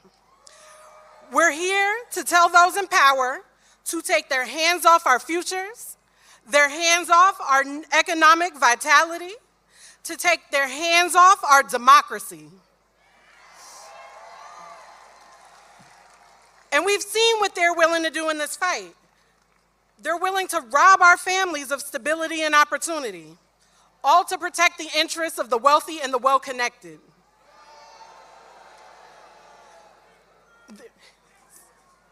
They're willing to steal the dignity of our elders by plundering Social Security, treating a lifetime of hard work as expendable and disposable. They're willing to gut the jobs of government workers who keep our communities running and keep our communities safe, just to consolidate power and profit. And this is just the latest chapter in a story and a long history designed to strip Black communities, Indigenous communities, Latino communities, queer communities, and our disabled brothers and sisters from our power, our purpose, and our possibility. But they can't. And we won't let them. The goal of this administration's agenda is predicated on anti-Blackness. and a neo-segregationist agenda and approach that is seeking to erase us and erase our history. And while they seek to break us to embolden themselves, I'm reminded of the words of Alice Walker, prolific writer, Black womanist thought leader, who said there are those who believe that Black people possess the secret of joy, and that it is this that will sustain them through any spiritual or moral or physical devastation. And as a Black woman who has experienced the cruelties and injustices of this world, but who will not let it break me, I know her words are correct. She says resistance is the secret of joy. And that's something I want everyone here to remember today, because there's something that is viscerally satisfying when we say absolutely the fuck not. We must remember to find joy even in the darkest of times, because our joy is resilience. Our joy is defiance. Our joy is the sustenance that keeps us fighting for freedom and justice. And that joy and that motivation will take us a lot further than the hate that fuels them. Because this isn't the first time that segregationists, bigots, and the privileged wealthy elite have tried to steal our joy. And so shout out to all of us that work for a living.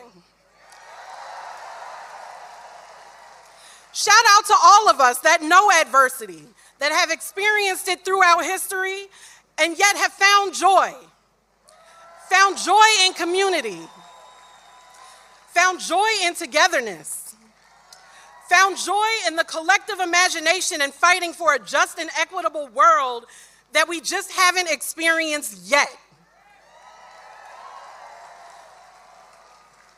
And as always, it will be Black communities, communities of color, queer people, disabled folk, and our allies who are on the front lines fighting for our freedoms.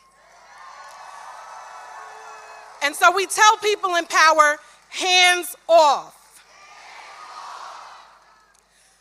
Let the words, let the community, let the joy to be found today sustain you, nourish you in the coming days, months, and years fighting this terror. But it can't storm forever. Remember that joy is the lifeblood of resistance and defiance in the face of evil. That dancing, creating, and I see the signs, I know y'all are creative.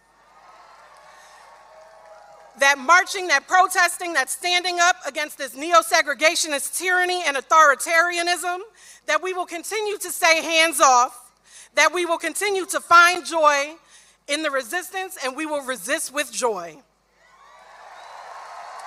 Thank you. Please welcome Gabriel Eaton, Planned Parenthood.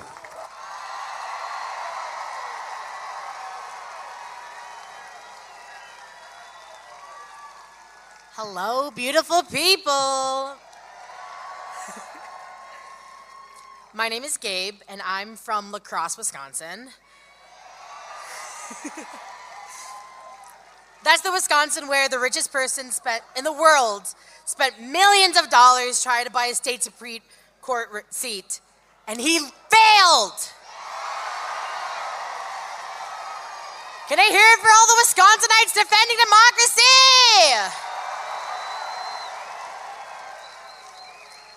Let me tell you a little bit about myself. I am Black.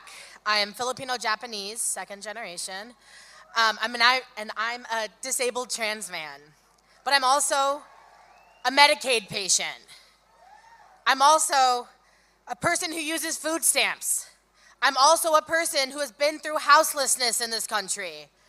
I am also a person who has gone through substance use and addiction. And most of all, I am a patient of Planned Parenthood.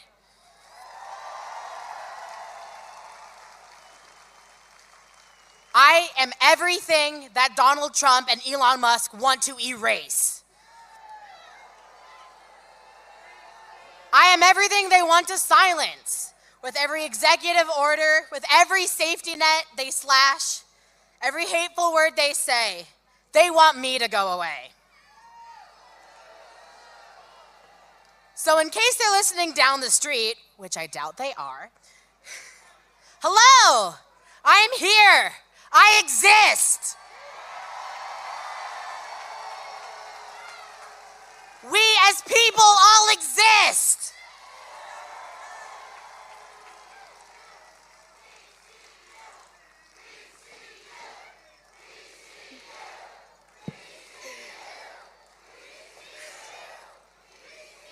Thank you, loves. But they do keep trying. Every day there's something new to be pissed / terrified / heartbroken about. Last week, Donald Trump and Elon Musk came after an organization near and dear to my heart, Planned Parenthood. Show of hands, how many of you have been to a Planned Parenthood for care? Or has had a neighbor or a loved one go? I love you all, thank you.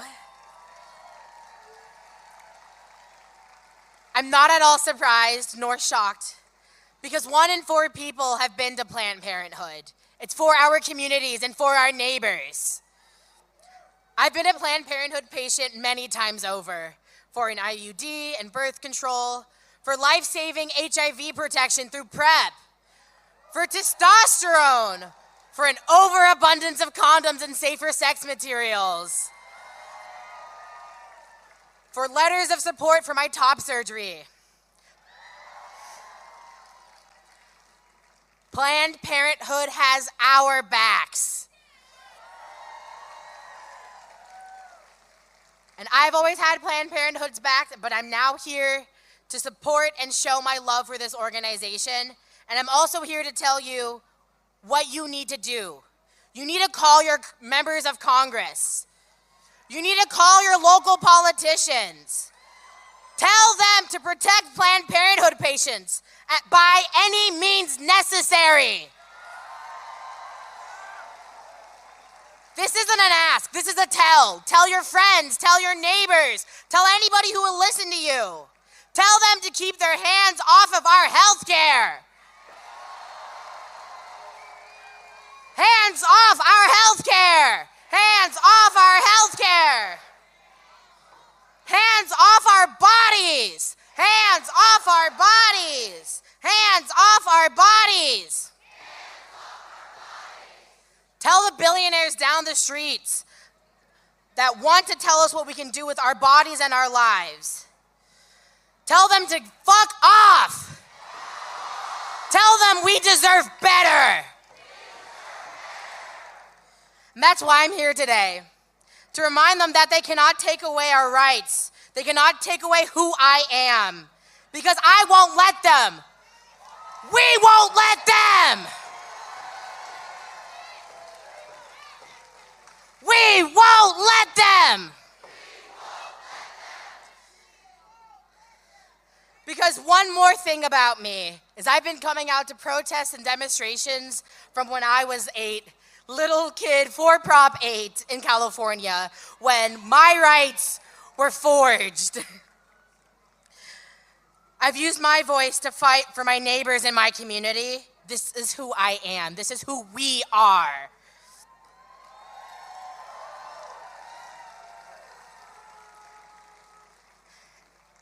And I know there's always something that you and I can do to fight back.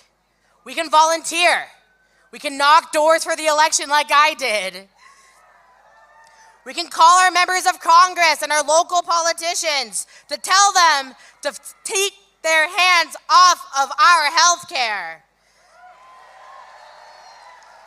You can share your story with anybody who will listen. Please. Tell anyone who will listen, anyone who cares, anyone who will give you the time of day why this matters to you. There are hundreds upon thousands of us, and we are not going away. We will not be erased. I love you all. Thank you so much. Please welcome to the stage Executive Director Kaya Chatterjee, Free DC. You all look so beautiful out there. Give yourselves a round of applause. My name is Kaya Chatterjee. I'm the Executive Director of Free DC, and I'm here because I know that everyone here agrees that DC deserves better than what we're getting right now.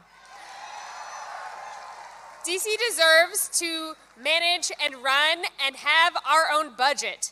DC deserves to have our own laws. DC deserves to have elected officials that represent us, the people of DC, and our interests, people who we elected to represent our interests. And DC deserves to maintain our status as a sanctuary city.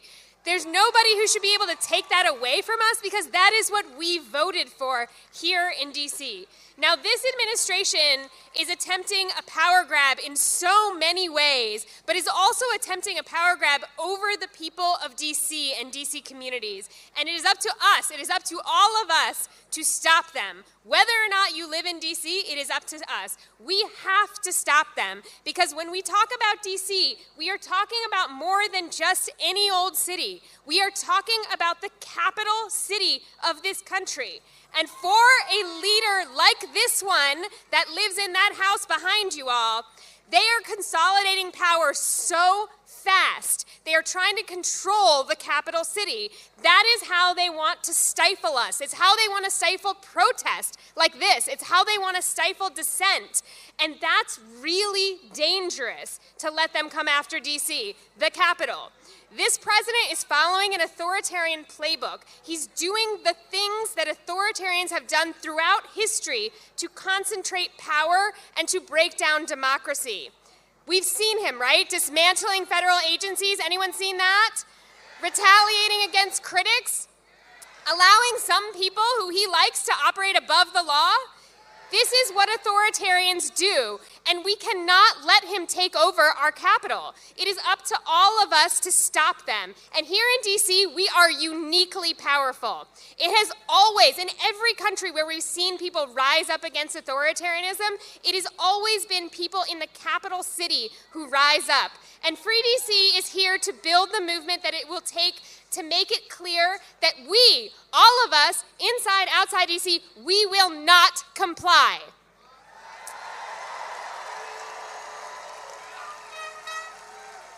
I know that we can do this because unlike the president, I know the people of DC. And some of you heard this morning the go-go beats that we danced to. We saw some of our students up here this morning, our beautiful students who are brilliant, and we know that our neighbors are connected to each other and in communities that love each other. Those are the things that make it impossible for a leader to oppress people. Those communities, those relationships, that beauty, that creativity. So we heard just a few minutes ago a lot about the importance of joy. I want to ask you all to say it with me, to be a part of this movement for joy, because we are going to need to push back. Here in DC, about 3 weeks ago, we did something pretty unprecedented. We flooded 100 Senate offices at once, and we actually, so we didn't get them to save democracy because they didn't have the spine for that, but we did get them to actually pass a standalone bill that let us use our own local dollars in DC. They tried to take that away from us. But now that bill is in front of the House of Representatives, and the people, you're about to hear from some people who support us in allowing us to use our own dollars, but unfortunately, we're gonna have to push for this. So I wanna invite everyone here to join us on Monday morning. We're gonna be up at the Capitol at Spirit of Justice Park. You can go to our website, freedcproject.org, and figure out how to join us. Join us in forcing this government to let us have our own local dollars. This is part of protecting DC, this is part of protecting the Capitol, and this is part of protecting democracy. And protecting our own sanity in our community is part of that too. So I'm gonna tell you a little bit of our priorities and our ethos at Free DC, and I want you to repeat after me. I will prioritize joy. I can see you doing it right now, I can see the smiles. I will take up space. I see you doing it right now, 100,000 of you taking up ours in. And I will organize my community. Thank you so much. That's what it's going to take to have a free DC. I'm going to say free, you say DC. Free? DC. Free? DC. Free? DC. Free? DC. I'm going to say say DC, you say statehood. DC? Statehood. DC? Statehood. DC?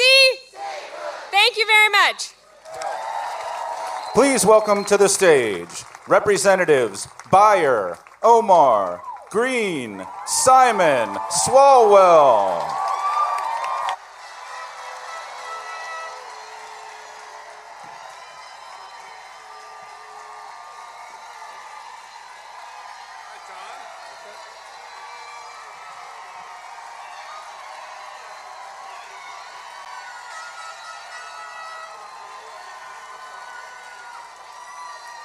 My name is Don Barber, and I am ashamed of what Donald Trump is doing to our country.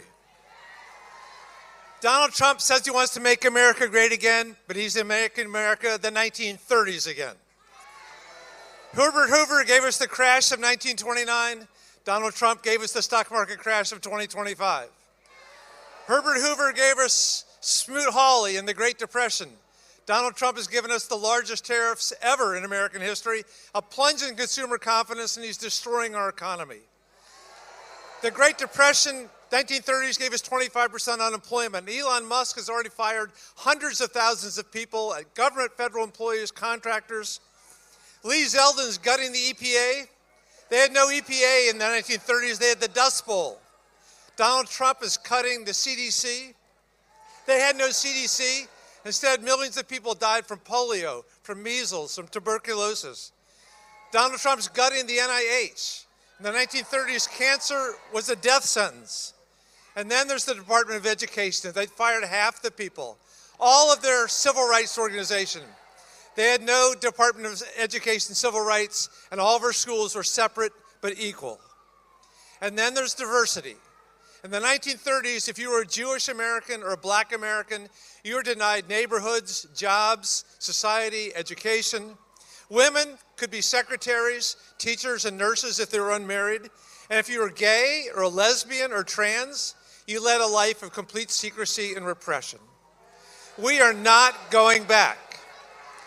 We will be fearless, relentless, angry, smart, and we will be tireless. My favorite wisdom is all life asks of us is that we live it with courage. So let me give you one of the most courageous members of Congress, my friend Ilhan Omar from Minnesota.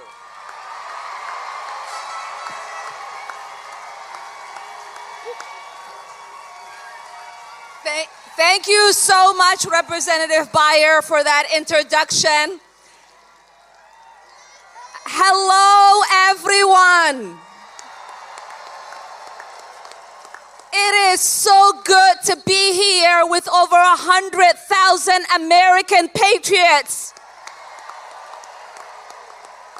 It is a reminder that the American fighting spirit is alive. Because, folks, we are in a fight. We are in a fight for our democracy. We are in a fight for our Constitution. We are in a fight for our families. We are in a fight for the kind of future we want in this country. We are currently living through a president who wants to be a dictator. In America, we do not accept dictators and we do not accept kings.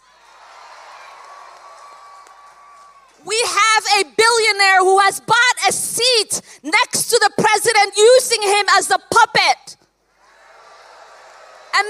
American democracy has never been for sale, and it won't be today. We are seeing a cowardice.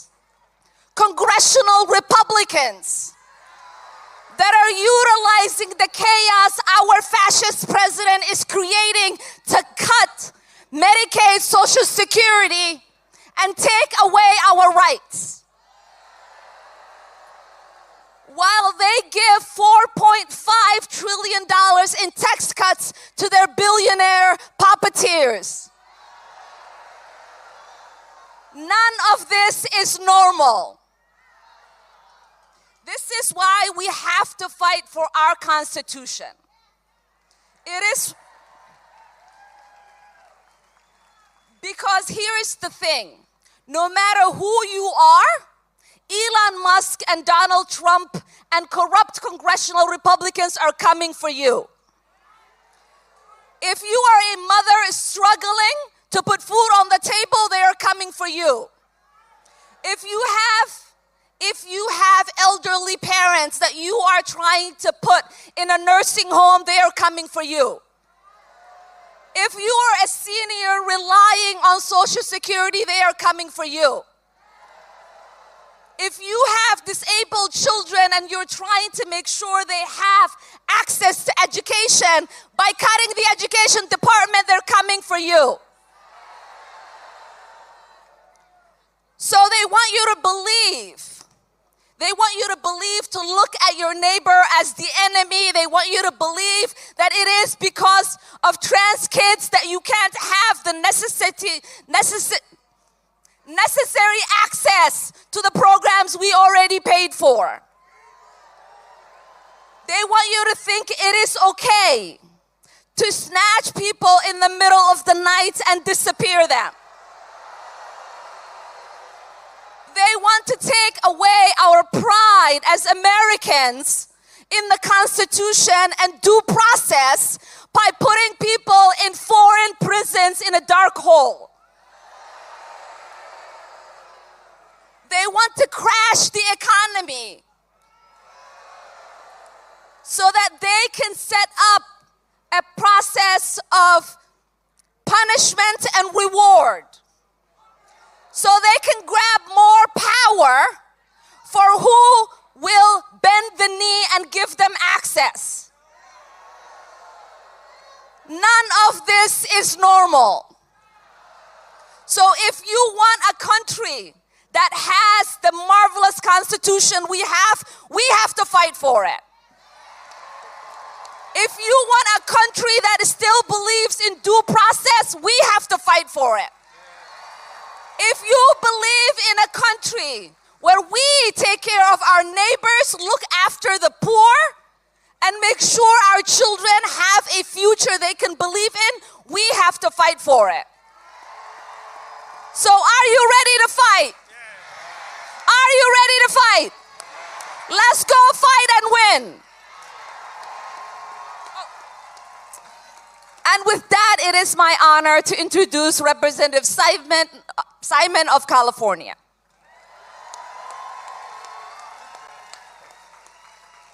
Hey, good people. So I've been in the United States Congress for about 3 months. I was sworn in on January 3rd with my colleagues to do one thing, is to fight like hell against tyranny. You elected members of Congress to stand with a backbone 10 toes down to fight and to win for the little girl right now who is in cancer treatment, who her parents are praying every minute for a cure, to be met by an administration who refuses to fund cancer research. You elected members to fight like hell and to deny their vote to a slimy administration who has proved time and time again that their cruelness is beyond no end.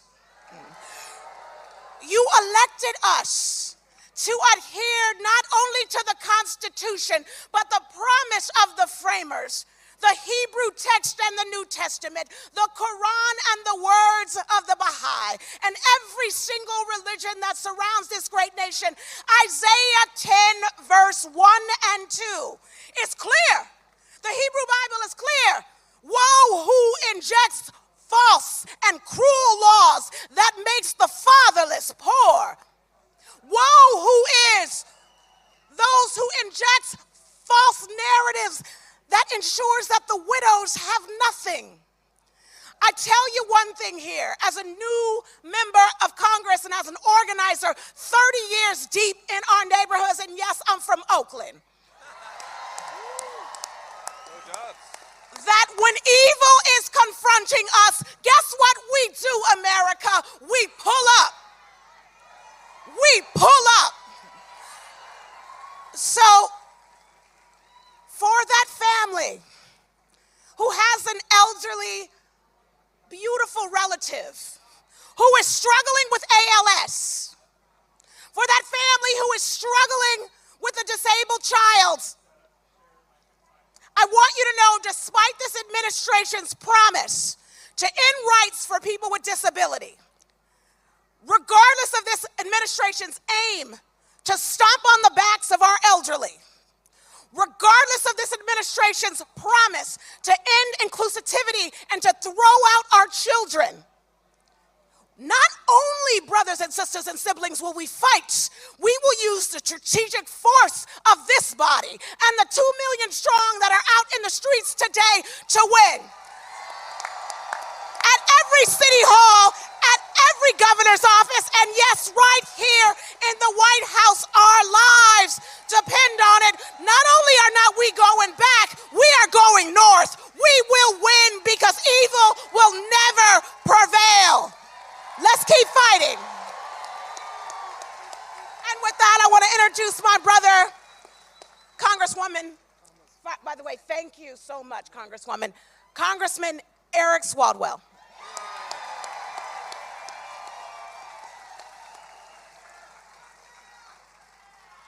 This is what kicking the shit out of fascism looks like.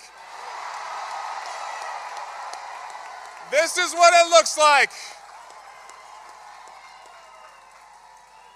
We've seen a lot of people cave to fascism in America. We're not. We've seen the CEOs cave. Will you cave? We've seen the law firms cave. Will you cave? We've seen the colleges cave. Will you cave? We can't cave. My name's Swalwell. I'm the son of a cop, a mom who was a baker, and I went to college as the first in the family on a soccer scholarship. And before every big game, before every season, the coach would tell us, I want you to close your eyes and think about what does that last moment of the game look like? And I want you to think as we begin this season of democracy, what does the last moment of this march look like? We win! That's what it looks like. It's justice. It's redemption. It's accountability. And it's renewal. Because as you stand here right now, we have gone from a Trump slump to a Trump train wreck. We are going into a red recession. Our 401ks are 201ks. Our costs at Walmart and Home Depot and Target, where 4 out of 5 of the things we buy are from overseas, are going up. And where is Donald Trump? He's golfing. So to Donald Trump, I say, get your ass off the golf course and face the people.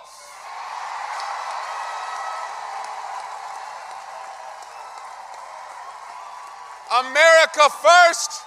It's Trump first. This guy is a con. Trump Bibles, made in China. Trump sneakers, made in China. The Trump shit coin, made on a computer, made in China. And he's not just disappearing people. He's disappearing rights. And to that we say, disappear, we're still here. Our veterans, we're still here. We're still here. We're still here. That's right. He wants to disappear our veterans and women and hardworking immigrants and our seniors and our kids and the sick. We're still here. So you are asking us, what is the plan? And I'll tell you this, we are not going to give a single vote to fascism inside the Congress because we know you're fighting outside the Congress.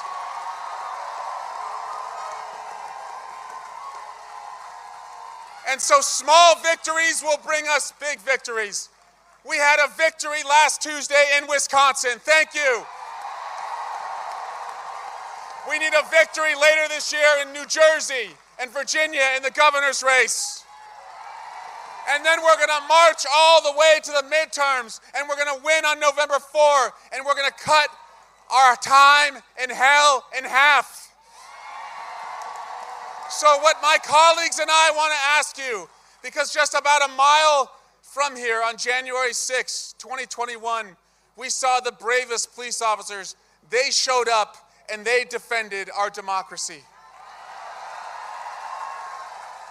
And you don't have to put on body armor. You don't have to take a stun gun to your neck or a Confederate flag to your head.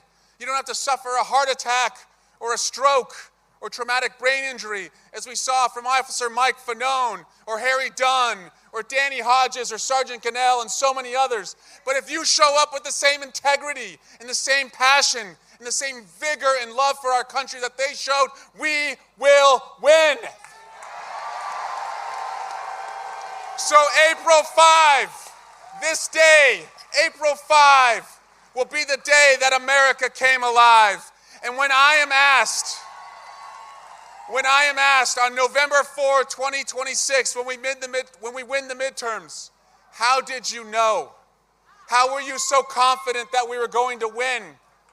I'm going to tell them, because on April 5, I stood in front of a monument to freedom with people from all over the country, with people who work so hard and dream so big, and they said, we're not going to be fucked with. Thank you.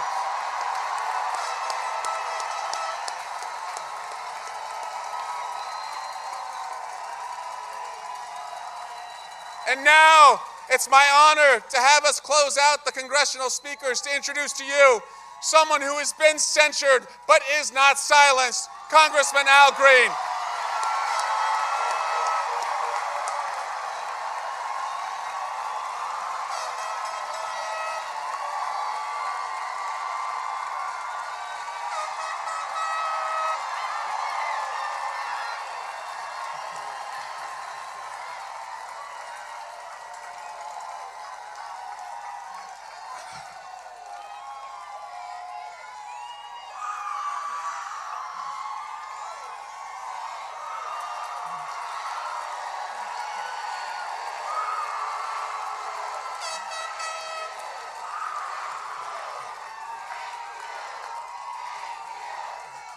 Thank you.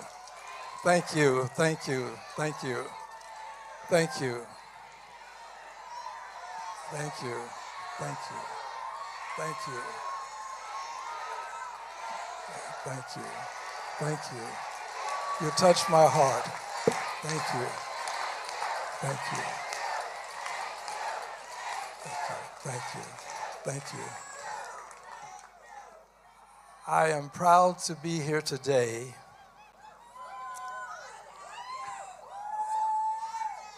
with my colleagues, all of whom are liberated Democrats.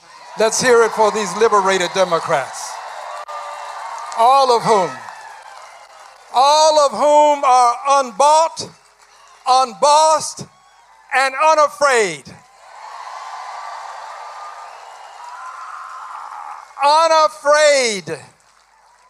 Unafraid to stand up for the many seniors that are among us.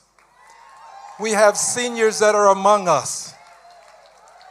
Unafraid to say to Donald John Trump, hands off Medicaid and Medicare. It belongs to our seniors. Social Security is not a Ponzi scheme. It is a part of the American dream. It belongs to our seniors. And we have to tell President Trump that Canada is not going to become the 51st state. Russia invaded Ukraine. Greenland is not for sale.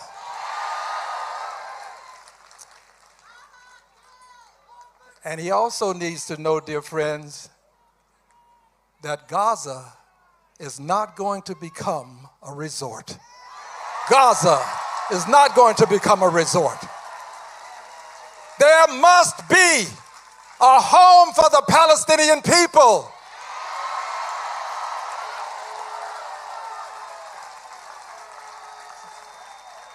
Yeah, there must be. There must be. And I'm here to speak from my heart. This message is from my heart. It's not from my head. This is my heart. I want you to know something. I carry this cane because there are people who don't like me. They don't like my cane. But I carry this cane because after having celebrated my 25th birthday 3 times, 2 years into my 4th 25th, I carry this cane. And I carry this cane because I believe in the 23rd Psalm. That portion that reads, "Yea, though I walk through the valley of the shadow of death, I will fear no evil, because my rod and my staff comforts me." This is my comforter. This is my comforter. And I want you to know that I'm going to take this staff of truth, and I'm going to take this rod, and I want President Trump to know that he's not going to have a 3rd term. There will be no 3rd term. No 3rd term. No 3rd term. No 3rd term. No 3rd term. But more important than this, dear brothers and sisters, and I say brothers and sisters because there really is but one race, and that's the human race. Yeah, we're all related. We're all related. And L.S.B. Leakey, a noted anthropologist and paleontologist, reminds us that all of human life can be traced back to a single African woman. So if we're not brothers and sisters, we're at least cousins. So dear cousins, hear this message for Donald Trump, for President Trump. This is more important. I want President Trump to know that I will use my staff of freedom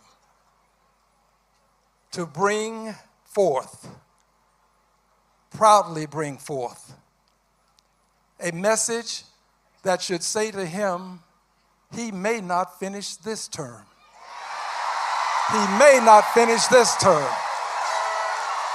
He may not finish this term. He may not finish. He may not finish this term. Here's why. Here's why. Here's why. Here's why. Here's why. Here's why. Because you are now sowing the seeds that can lead to a Congress being elected that will have the courage to not only have articles of impeachment filed, but to impeach him a 3rd time. Impeach him a 3rd time. A 3rd time. And a Senate. We need a Senate that will convict him this time. And I want you to know from my heart, I understand that he is a Goliath. He is a Goliath. He has control of the generals and the military. He has control of the Justice Department. He has control of the Republican Party. But my friends, for every Goliath, there is a David. There's a David. These are your Davids. There's a David.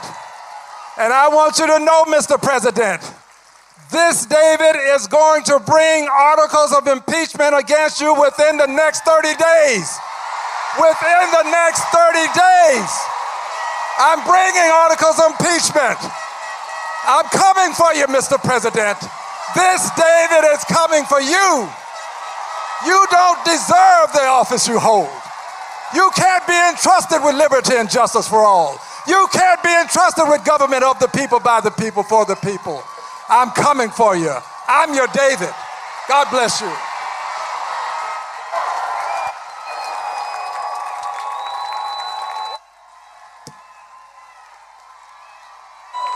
Please welcome to the stage co-executive directors Leah Greenberg and Ezra Levin, Indivisible. All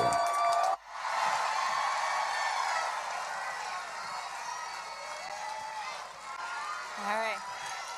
Hi, everyone. It's good to be here with you today.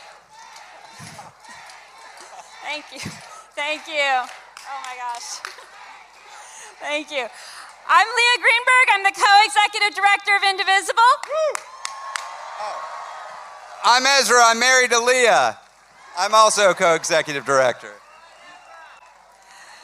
We represent a movement of thousands of local Indivisible groups around the country. People who decided that politics and our democracy are too important to be left up to the politicians who raised their hand and said, I gotta do something. And if that sounds like you, I bet there's a group near you that could use a few new organizers. Now,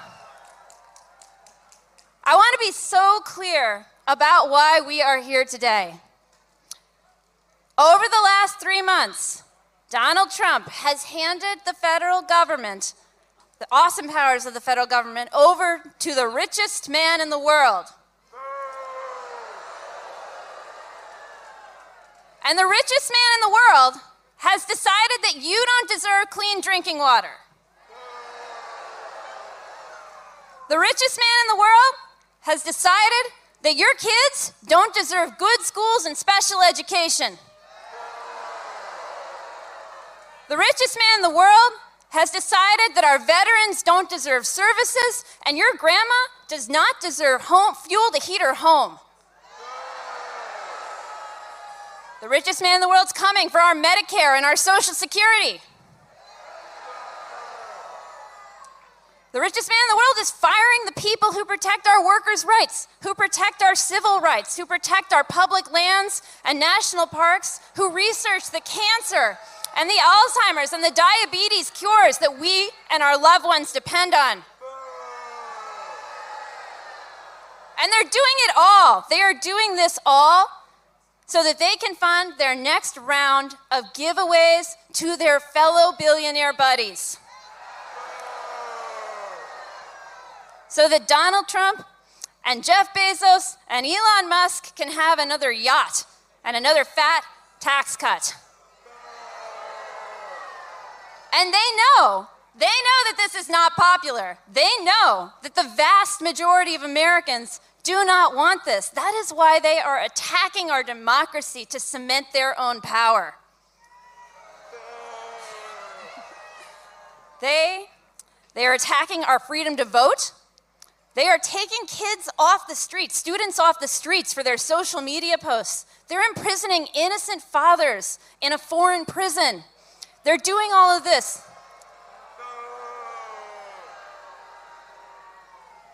They are willing to rip our democracy to shreds so they can sell the pieces off.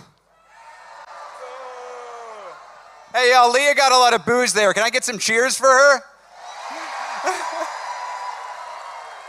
Okay, so look, what are we going to do about it? What are we going to do about it? You know, there are some Democratic leaders out there who say the smart strategy is to roll over and play dead. Should we roll over and play dead?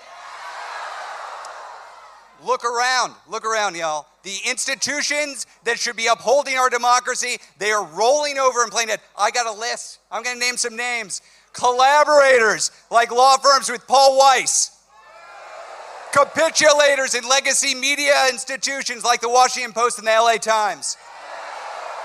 Craving universities like Columbia. Kleptocratic businesses like Amazon and Facebook. Look, when institutions that are supposed to uphold our democratic norms fail and fall, It's up to the people to step up. Are we going to step up? Are we stepping up? Hey, are we stepping up? You bet your ass we are. You know why? You know why? Because as much as Musk, as much as Trump, as much as congressional Republicans want us to think that they're in control, that they're all powerful, are they all powerful? Here, let me ask you something. I believe that America is a constitutional republic. Is that right? What are the ideal number of kings in a constitutional republic? How many kings? How many kings? That sounds pretty good to me. 0 sounds like the right number to me. Now, everyone here, there are over 100,000 folks in DC right now. DC, which is taxed without representation, 100,000 here. But it's not just in DC. Today, right now, we are all part of the single largest pro-democracy protest in years. Every single state, just about every single community, 1,300 worldwide, y'all, worldwide.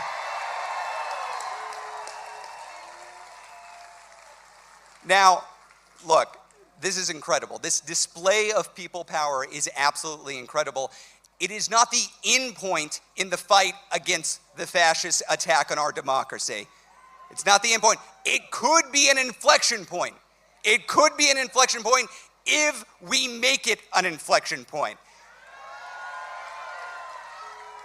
Look, we are not victims of world events, y'all. The fascists, they want us to fear them. Do we fear them? They know that fear is contagious. You know what else is contagious? Courage. Each one of us gets to choose what we put out into the world. What do we choose? What do we choose?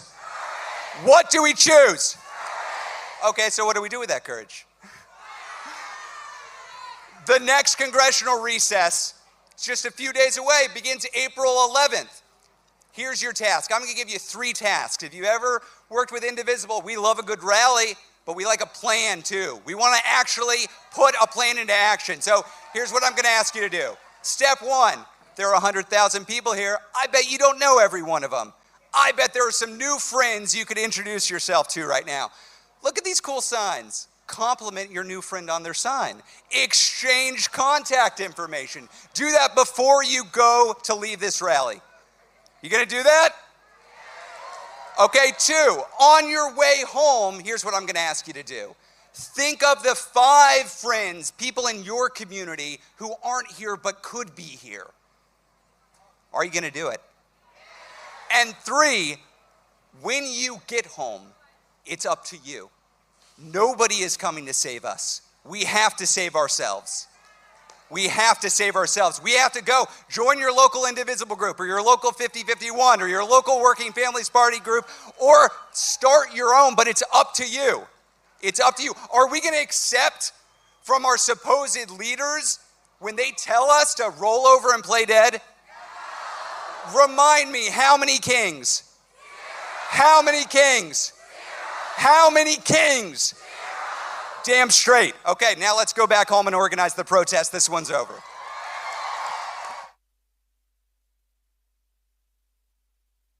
that it? All right, me.